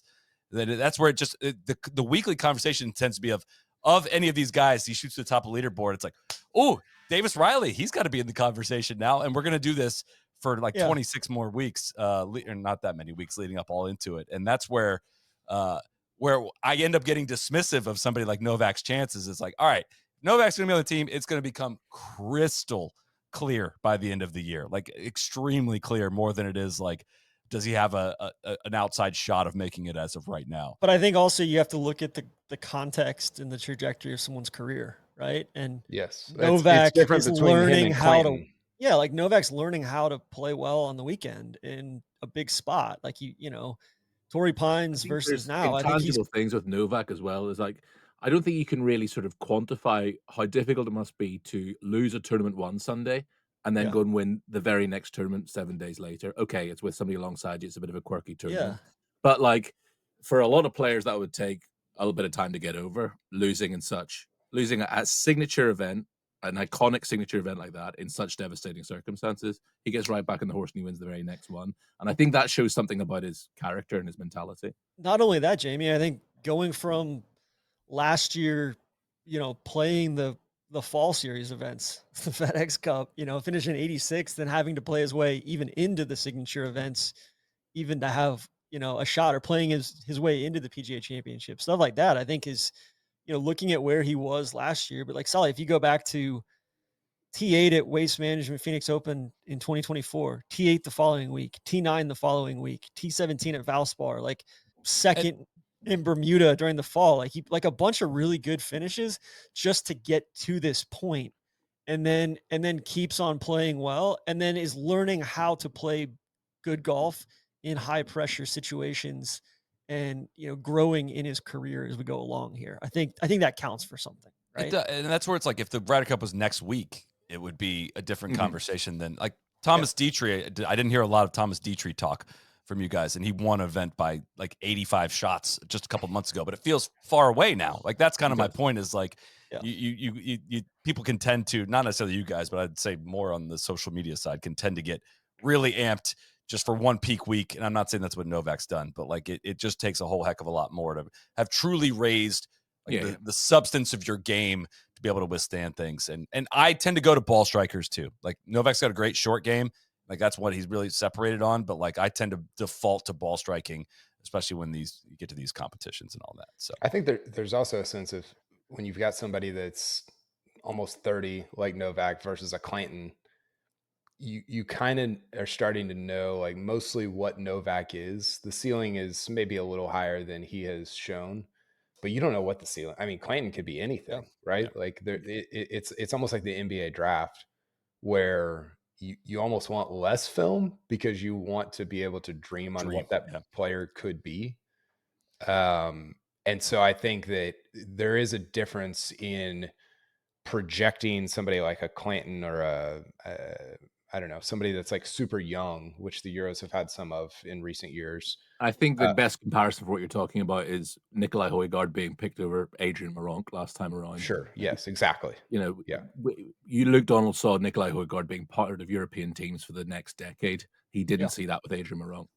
That's some of what the U.S. team hasn't done in the past too, is kind of stake a dude out, Yeah.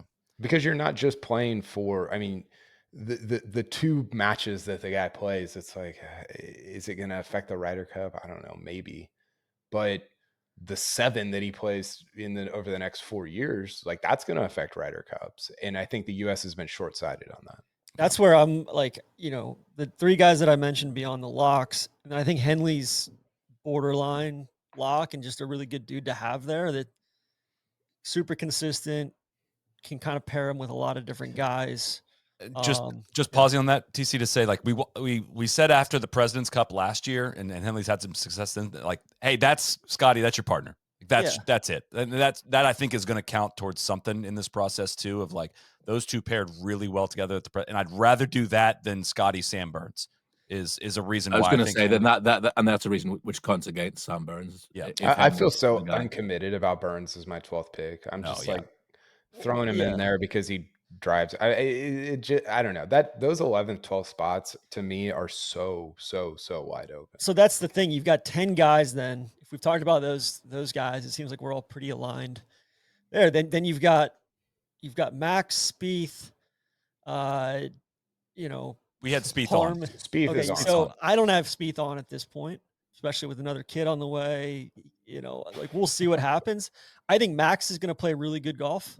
I think Max is on the verge of playing very good golf over the next 2 to 3 months. And so I can see Max like making noise. And I think if anybody, like Max has almost earned the tiebreaker over Spieth if they're both in that similar bucket. And if Max has put some good stuff back on film and carded some good results.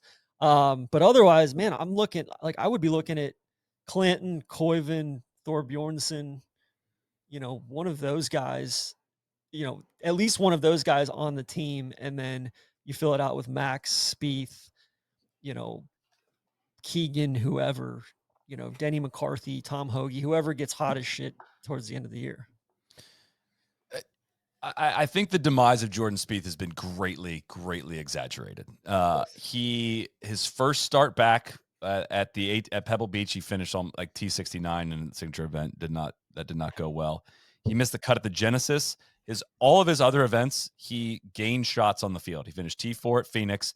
He finished T9 at Honda, 59th in the Players, T28 at Valspar, T12 at Valero, T14 at the Masters, T18 at Heritage, 4th at TPC Craig Nelson James, T34 at Truist, and missed the cut at the PGA. But like, you look at his page, it's green, all of his recent starts. And you go to Max's page, and it's red with a good Masters.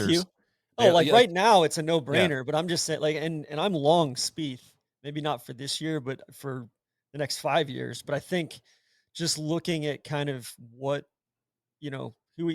granted, played great at the President's Cup in 22. Listen, I got no issue with Spieth on that team. I'm just saying, if Spieth doesn't have a great summer and Max does, it almost feels the other thing I'd say about Jordan Spieth as well is I can imagine if you are playing him in match play, he must be infuriating to play against, because you must think he hits a drive 3 fairways to the right, and you must think, right, I've got him in this hole, and then he produces some bit of magic to put it about 4 feet and drains the birdie putt, and that must be such a way of getting under the skin of the opposition when you've got somebody doing that. So I think you can't really put a price on that, how aggravating it must be to play in match play.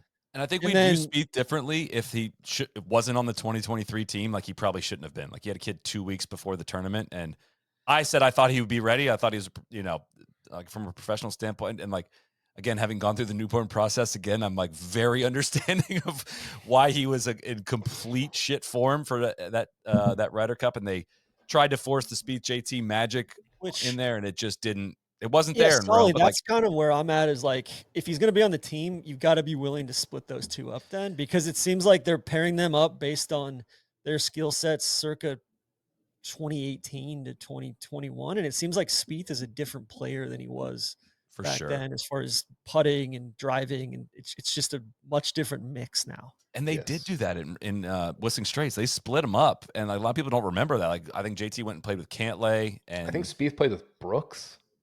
That sounds right. I think that's right. So yeah, I'm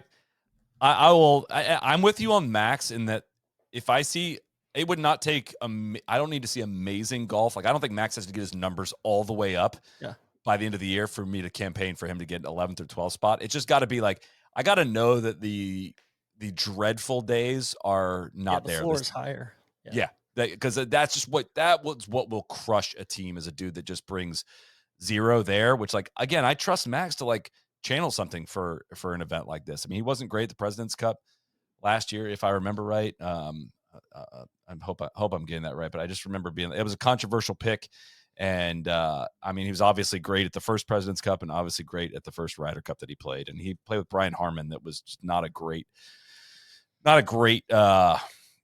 team matchup there. And there's some ZJ problems with some of that. And, like they practiced together and, they didn't practice at 7 a.m. and Harmon tees off the second hole and Max has 4 iron in when he was hitting 9 iron in during practice, and they're like, "Oh shit, we might have miscalculated this one." So let's say Brooks comes out and like wins at Oakmont just out of nowhere. What do? You have to put him on the team, right? Yeah. I mean, probably making it on points if that happens because there's so many points available in the majors. No, because he's far enough down that he probably wouldn't. I think you like, and here's the difference between what I want and what you sort of have to do from like a PR standpoint. If you're the US team, I'm like pretty out on Brooks at team events. I don't think he brings energy. I don't think he brings leadership. I don't think he brings. I think he brings negative energy. Yeah, it's just like we've done that whole thing. We don't need to relitigate that. But like you have to take him. Like you can't not take him. You can't leave a 6-time major champion. Well, yeah, it would be a disaster. You can, though. We're gonna end up in this boat. Yeah, he wins US Open, and then you have to take him is gonna be the mindset, and then you're just gonna just seems like it should be obvious through the consistent play. I don't know. His track record did this, Jamie. They did this in 2021. 6-time major winner, wins a major that year, Phil, and they didn't take him. And that was the only thing he did that year. Yeah, fair. That might be you're talking about a very comparable situation. Yeah. That might be the only thing Brooks does this year. Yeah, exactly. 80th ranked player in Data Golf rankings. That includes all golf. And isn't it crazy? You think like the last Ryder Cup was less than 2 years ago. 3 of the US team were reigning major champions on that team: Brooks Koepka, Brian Harmon, and Wyndham Clark. And we're talking about a situation where none of them are even close to the team this time.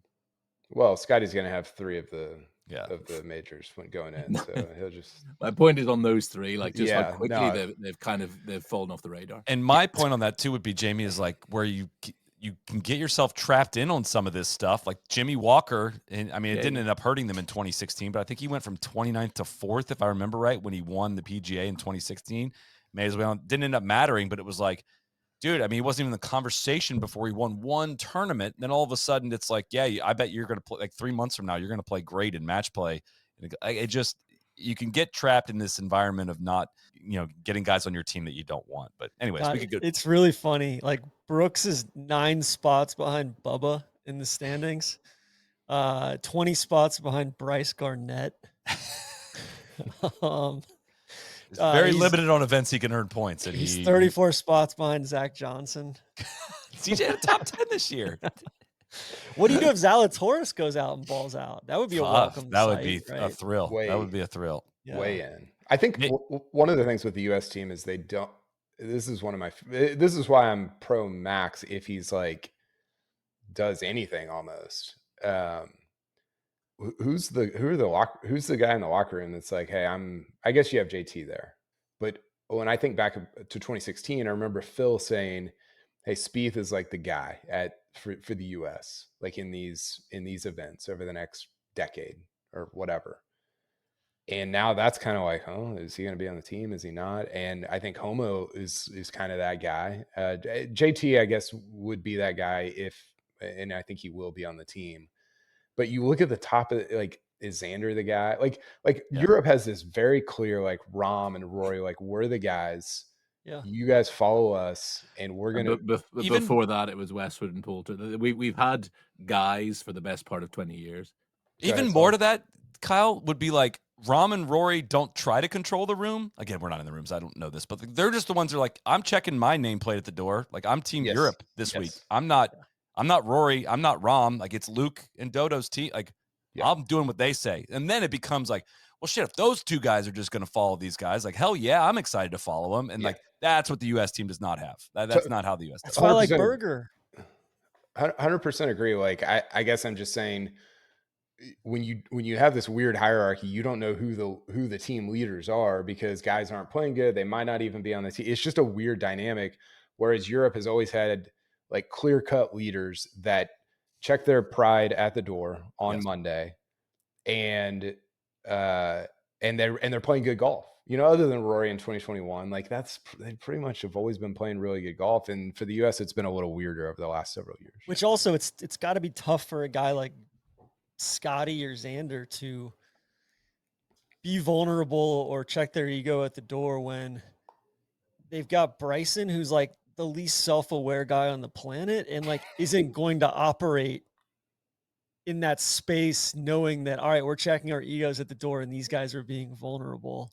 You know what I mean? What's the Rodman theory? Like if you got a good enough core, you can have one crazy person. Like you can have one total psycho, but you can't have two. I think that was I thought that was Belichick. Was it Dennis Rodman? I don't know. It could be a good theory either way. Yeah. You can control one, but you can't control two. Is interesting. Anyways, we can keep going around in circles.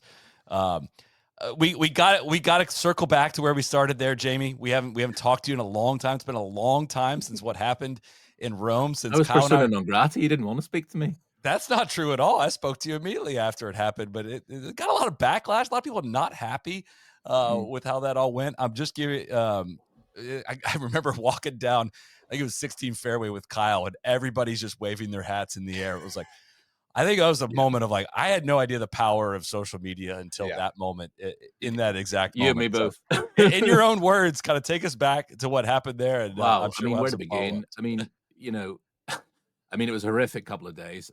Just absolute dog's abuse I got on social media. And I think, a fundamental misunderstanding from a lot of people were sort of saying how much I must love making myself front and center of this story. And, any good journalist knows you never want to become the story. You never want it to be about you. And, information came to me on the Thursday afternoon that there was a little bit of a disagreement in the US team room about being paid to be there, and that had caused a little bit of tension. Like any good journalist, you don't just go with that. You have to double source, triple source the story, the same way as when I'd broken the story a year earlier of Henrik Stenson being stripped of the Ryder Cup captaincy because he was going to go off to live.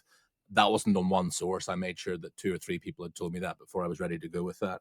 And yeah, Soly, like you said, you're never really sure. Sometimes you sort of uncover a story like this and you think this is massive, and instead it just sort of fizzles out and goes nowhere.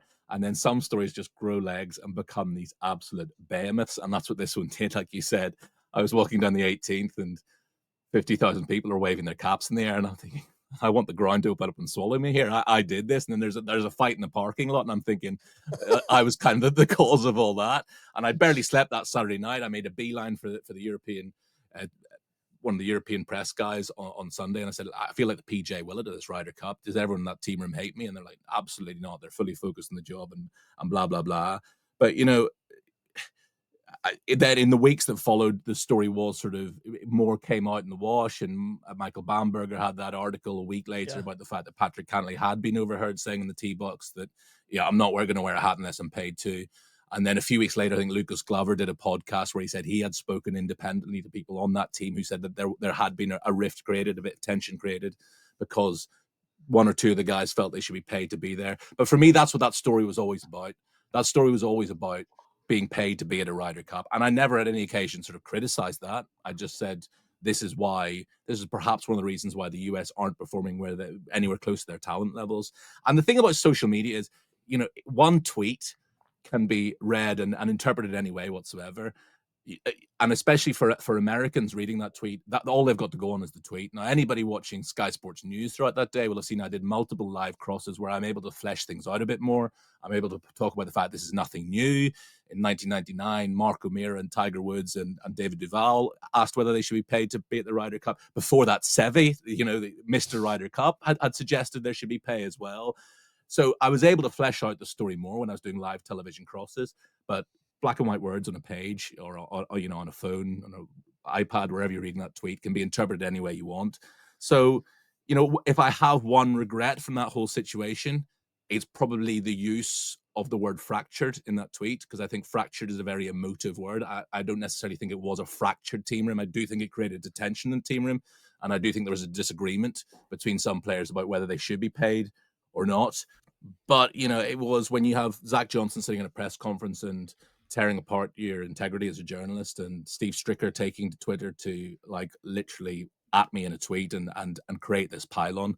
That was really difficult to deal with. I'm not on Twitter anymore. I haven't been on Twitter for almost a year now, and it's been the happiest year of my I life. can only imagine. But you know, sometimes you got to put your head above a parapet as a journalist when you uncover a story like this. Would I do it all over again? I'm not really sure I would, because of just how poisonous it got, and people demanding that I got sacked from Sky when I knew in my bones that everything I'd said was true. And I think the vindication was, at one point on Sunday, a fairly high profile member of the PGA of America took me to one side and just said, look, everything you've said is absolutely spot on. So, you know, keep fighting the good fight, and don't let the bastards grind you down, basically. But it was, it was a really difficult sort of 24, 48 hours that followed that. And I think it's come out in the wash that it was probably that there was more truth in it than untruth. But yeah, it was a strange little situation. Yeah, Jamie, I think, you know, going back to it, I think the word rift or the word fracture is probably Yeah.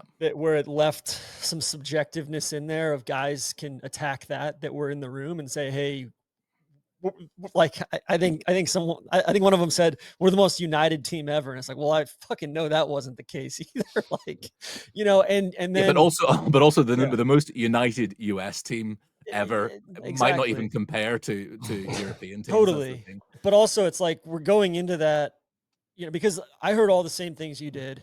And you know, between the Bamberger piece with him saying that Cantlay said that on the tee box to Julius Mason, who's the head of comms for the PGA of America, and then various high level people after the fact kind of corroborating it. You know, and Max said the same thing on our pod, you know, afterwards. He was like, Tron, like, you know, like I didn't know what I was talking about. I was like, dude, like, it's these same two guys didn't show up to the scouting trip in advance of this tournament, and there was a disagreement about you know, the full swing cameras being in there, and ZJ, you know, had a like their team bonding thing was Kelly James coming into the team room to do a fucking rap like the night before, and everybody rolled their eyes and like, what are we doing here? And it's just like very like all these little instances that just added up to like, man, like things just aren't flowing here, right? And guys showing up and not knowing who they're playing with, or not having any idea why they're playing with that guy. And it seems like all these little things added up, and then you've got the Cantlay, you know, payment thing, which was a very real thing of like, they didn't sign the release papers, or they didn't sign the, you know, all the stuff until, you know, kind of the last minute. So I think all that stuff adds up to like, cool, like you can look at that from a, you know, subjective lens, but objectively, like 4 or 5 of these things happened, and that's the reality. You know, that's the objective reality of things. So and I've definitely been there before, where it's like you have this much depth of a situation and you put it out in this many characters, and it's like, oh, that's getting interpreted different than what I meant, and it's like the worst cascading feeling imaginable, which I think like this whole thing would have played out very differently. This is not me trying to give you a journalism lesson, but it would be like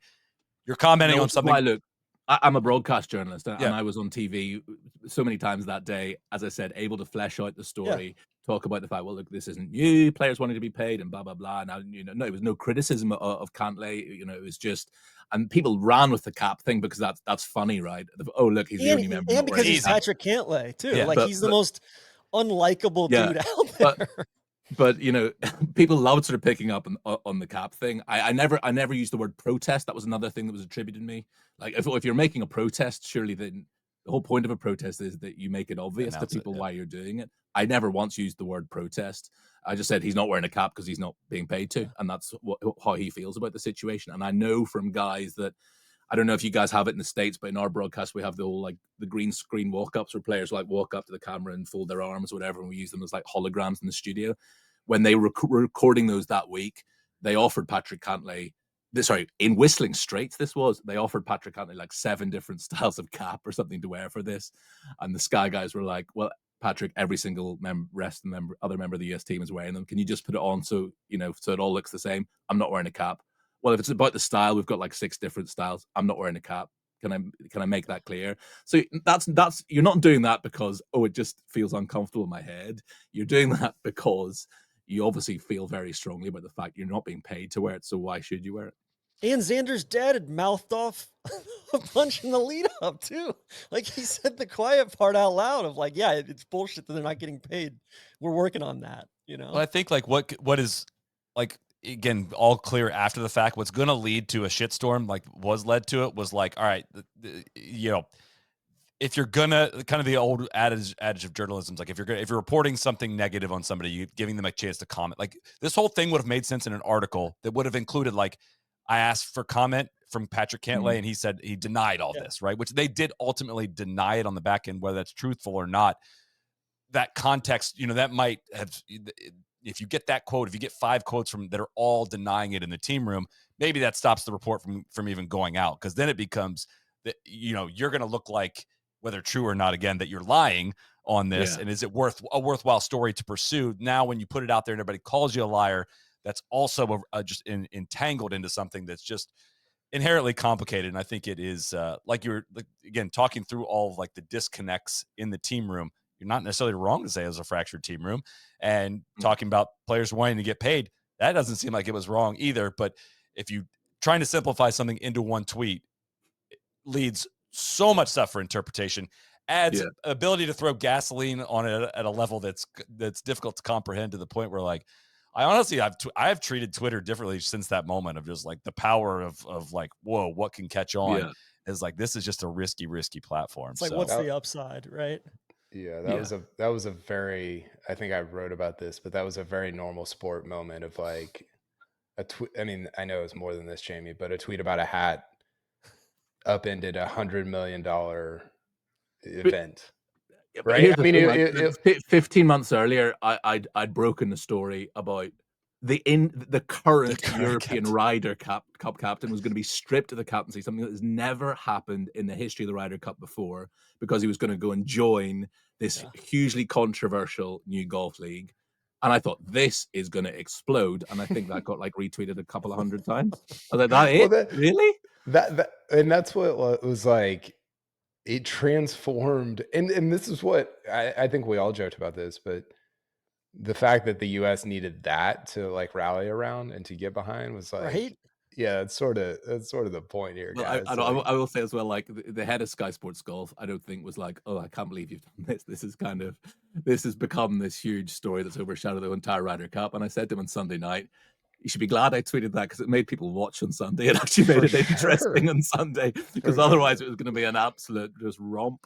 And I'm sure the studio shows on Saturday night were about as highly rated as you could get too. But yeah, it's truly like one of those things of like, yo, that's just your opinion, dude. And it's like, all right, well, you know what? Like I'm pretty steadfast in that opinion. And then on top of it, you've got Zach Johnson cussing out the patrons at Augusta and then lying about it on the back end. It's like, that's, hey man, like cool. Like that was Zach Johnson's opinion that he didn't he denied that say too. That stuff. But that just goes to show you what that's worth there. So I'm so glad I don't have to listen to any more ZJ press conferences. It was, you couldn't really say it in the, I guess you could have said it, but it felt weird to say it in the moment, but it was brutal. Like just the awkwardness and it was tough. It was. That's why I remember. Makes you wonder like how his career was so successful, because like it was built on guts and guile and being greater than the sum of his parts, and then his captaincy was just like the complete opposite of just like, it was like one of the least impressive things I've ever seen. I've had some guys from Netflix tell me as well that whole scene from Full Swing in the house in Hoylake, and the whole scene around the picks and calling up Keegan to deliver the bad news and calling up the other guys to deliver the good news. They were like, we made Zach Johnson look the best we possibly could have with what we kept in. Like, you should have seen the stuff that was on the cutting room floor. If we really wanted to stick the knife in, we could have been a lot worse. But we actually tried to paint him in the very best way possible, and he still came across appallingly. Which is kind of the problem with Full Swing to begin with. we're just getting kind of a whitewashed version of disconnected events almost. So, Yeah. Anyways, well, I'd sorry to open up an old wound, Jamie, but No, appreciate. look, fortunately, the thing is, well, as you guys have seen, I don't think I've seen Tron in the flesh for a long time, but you guys both saw me in Augusta. Fortunately, I'm about 3 stone lighter than I was in Rome 2 years ago. Still don't So know you've been shitting yourself for a year. I've gone from a 37-inch waist to a 32-inch waist. I don't know if There you that's a more American language. So yeah, so New Yorkers wouldn't recognize me. Is basically my point. love that. And then Jamie, we had kind of a tension or a fracture online. This was probably the last time you were really on X. The Twitter. Everything app was Pinehurst. We were kind of We had a going disagreement back and over forth Rory. over Rory. Yeah. Which is quite a topical subject, given he did exactly the Exactly. same thing at PGA Championship. Yeah. Which I liked Porter's words. What a dereliction of his responsibility as one of the all-time greats. Abdication. Yeah. That was kind of how I framed it a little bit after Pinehurst, and I totally got what you were saying as far as, hey, give the guy some space. He's just had the most crushing defeat of his life. I think some of it was, hey, go shake Bryson's hand. You don't even have to talk to the media. You don't have to, peel out of the parking lot. But I think just as we've seen it, skipping 4 days in a row when there's something super newsworthy with the driver, and just generally speaking, when you won the last major, and it seems like there is something owed there, right? And you've been the guy talking about how golfers need to be more open and transparent with the media and the fans, and hey, I've just been to an F1 race and I saw how they do it, and those guys have a lot more demands and asks on their time on site. The least we can do is meet with the media, and it seems like he's kind of thrown that out the window over the last 9 to 12 months. Is that fair to say? Or sounds like you guys have team room problems. Oh, man. I mean, I agree. I wrote that toward the end of Quail Hollow I think Rory, like, we've all praised Rory for innumerable things. Yeah. But I did think it was an abdication of responsibility. The whole, like, you got to talk every day. I don't, man. Yeah, like, I don't think that. I don't think you have to talk difference every in day. just like middle fingers towards like the entire media. Absolutely not. I'm not talking. Or I think some of it too. Like, if anything, it makes it a bigger story. Yes. Too. Just say, hey, you know what? It is a complete non-story, which is what people need to realize. Like, a non-conforming driver is really not that big a deal. So, by not talking about it, you do make it a bigger story than it is. Yeah. That's what it doesn't even feel like it's about the non-conforming driver, but I also don't know what it's about. No, exactly. It's a Grand Slam. You're right. We praise him, and we all love the guy. We praise him enough. It's only right that we should pull him up on things as well. And I don't think it's a great look. And I was disappointed he didn't say something on Sunday, certainly, to sort of look back and say, it wasn't my week. What can you do? Yeah, that's literally all you have to say. Yep. Otherwise, now it's a story, and it's like it's not like it's the media's. I don't know. It was like going out of his way almost, which was so like bizarre. And and I just go back to, like, say we're going about Tiger, but like Tiger was pretty good about popping really in and saying stuff like that, or going way back through the history of golf. It's like, all right, man, like, you're truly one of the greats, and the reason that people like you is because you take the high road and you do the right things. And you're giving people ammo to shit on you for this. I think there's no better way to conclude this pod, Porter, than you and I confirming and reporting fractured team room in Europe, and you could take that to the bank right here. I just received word also that one of my children has vomited just outside my door. One of your many children. Need to go clean that up. So 2 hours. This will not be the last 2 hours we do with this group, because this is an absolute blast to do every single time. It is my fault that the delay has been this bad, but honestly, I've struggled to get really excited for this Ryder Cup. But you guys have helped me get there at least a little bit. There's some interesting. I'm so glad to clear my name 18 months on as well. Thank you all for being here. Thanks everybody for listening. We'll see you back here soon. Cheers.